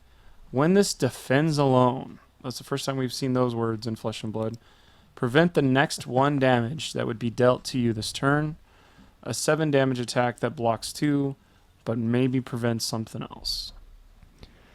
So remember in Uprising when you opened a pack and you saw Fyendel's Fighting Spirit and you just got to turn your brain off and slam it into your pile? Mm-hmm. Well, that's this card, and this card is a common and not a rare. Yeah. I think this is flirting with 5. I gave it a 4.5, but I might as well just give it a 5. This is like incredibly strong. It's on rate on offense, which you'll use it for a lot, but then it's flexible on defense. Yeah, this card's crazy. It absolutely is crazy. It was a no-brainer for me. I slammed the 5-star rating down as fast as I would pick this red one or blue one out of a pack. 5 stars. Are all 3 colors good or just red? I like all of them. Okay. Yeah.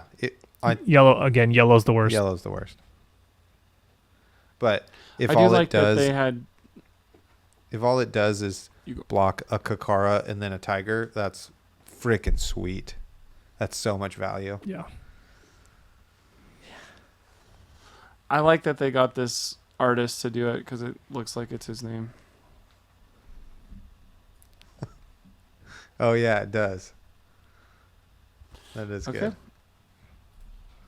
And now from a windmill slam to a throw it out of the window. Fact-finding mission, a 2 cost.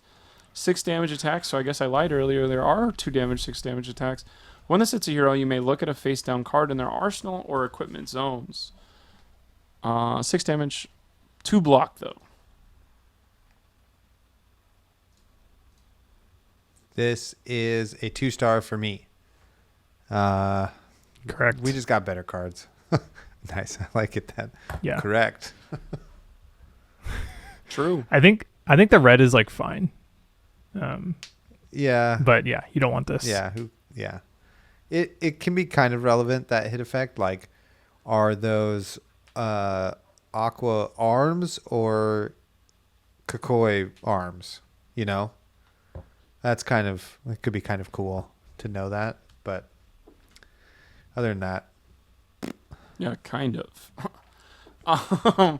Our next one is Nimble Strike from way back in Welcome to Wraith. The very first set ever has made its return 4.5 years later in Mistveil. As initial cost to play this, you may banish that Nimbleism from your graveyard. If you do, this goes up to a 5 and gets the words go again. Yeah, this is a 2. There's just too many ways that your opponent can like mess with this, and like Nimbleism isn't particularly good in this like format. Like it's okay in Zen and New, but it's not like, again, not really what you're trying to do. So yeah, 2.5 at red maybe. I gave it a 3. I think I'm just, there for the upside. Yeah. Yeah. Just my particular tastes, I suppose. But still, 3 is fine. Not a pack one, pick one, but if you get a red Nimbleism on a wheel or a Nimble Strike, that'd be fine. Probably Nice. not, though. But What? like pick 4. What?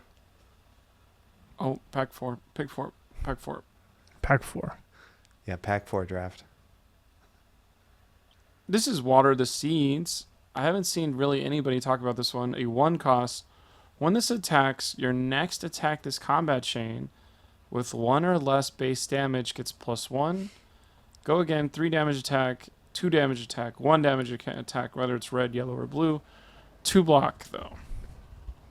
Yeah, no one's talking about it because it's not worth talking about. It's very much not what you want, but maybe you'll play 1 red because you have to.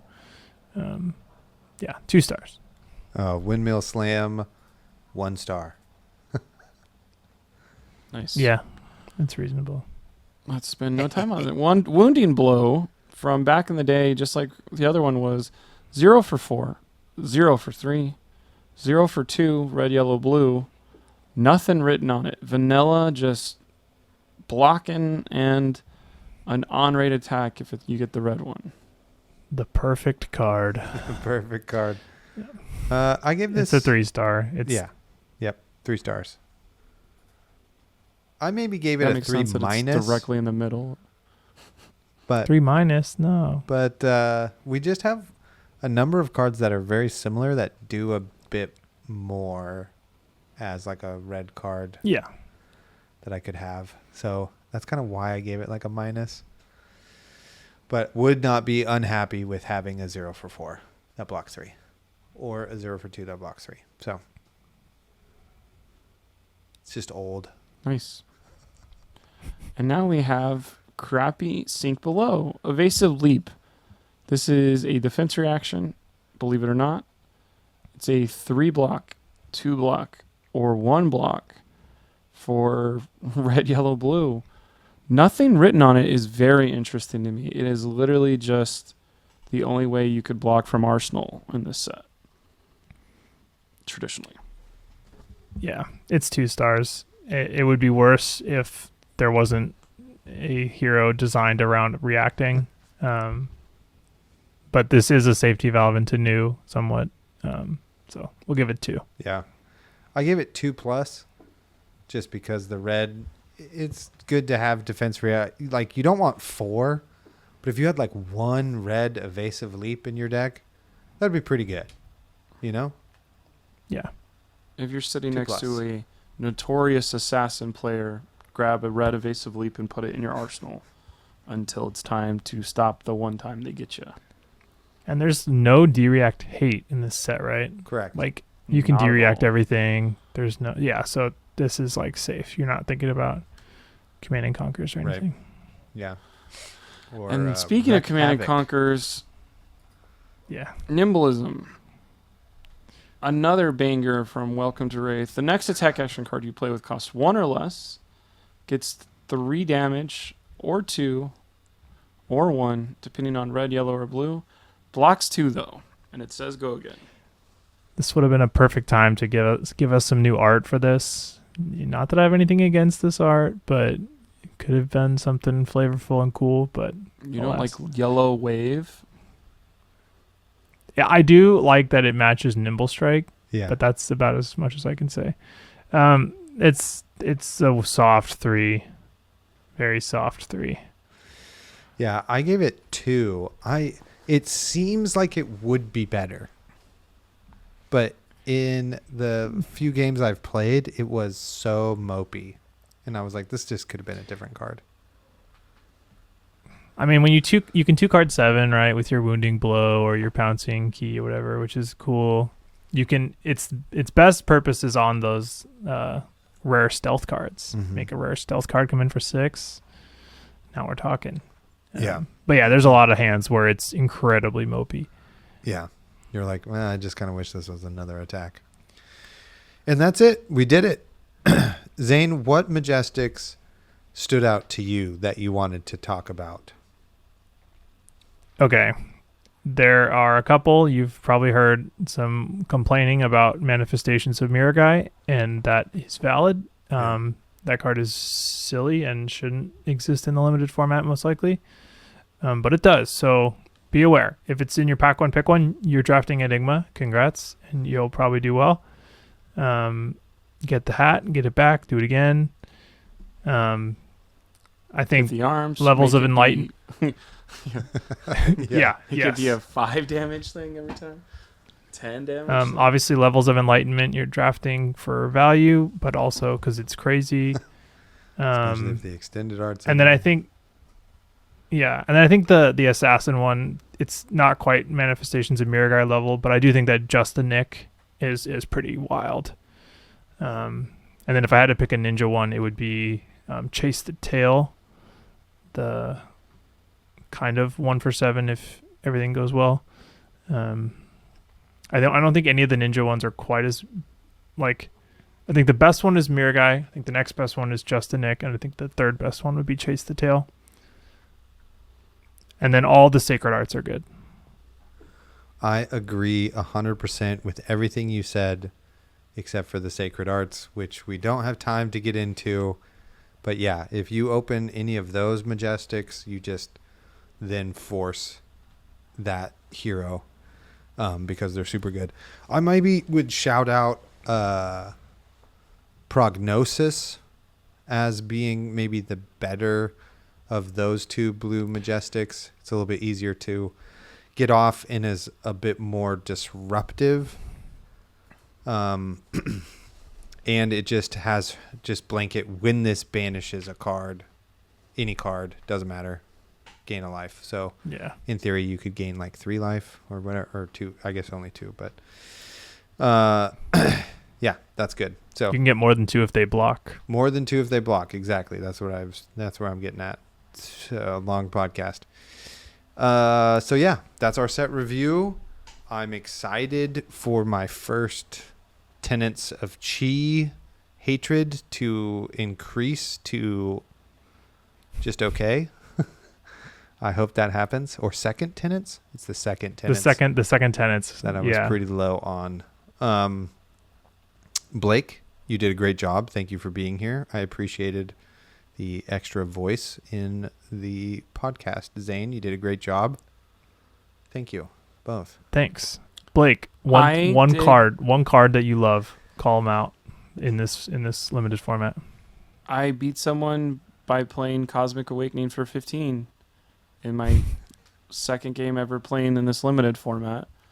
So I think Cosmic Awakening, if you get it early and you start scamming chi from other people and you make their decks worse, you block out nobody's. If you, I don't. I always suck at this. I've got the Cosmic Awakening. Watch out! But if they don't know that you're gonna swing a 9 for 20 at the end of the game, they're not gonna be healthy enough to survive it. I think it's a cool strategy for limited. Yeah. If you get the card, try it out, and you'll be surprised at how good it is. We had a guy at Awesome. our pre-release win on the spot by pitch stacking that and playing to the end game of it, and won by just casting that card. That's sweet. I like Yeah, it was awesome. Okay, great. That's it. That's our Part the Mistveil limited set review. See you later, Blake. And let us all know your thoughts, where we were wrong, where we were correct, what things we missed, etc. in the comments, in the Discord. My DMs are open on Twitter, etc. So until the next episode, happy drafting. Goodbye. Bye now.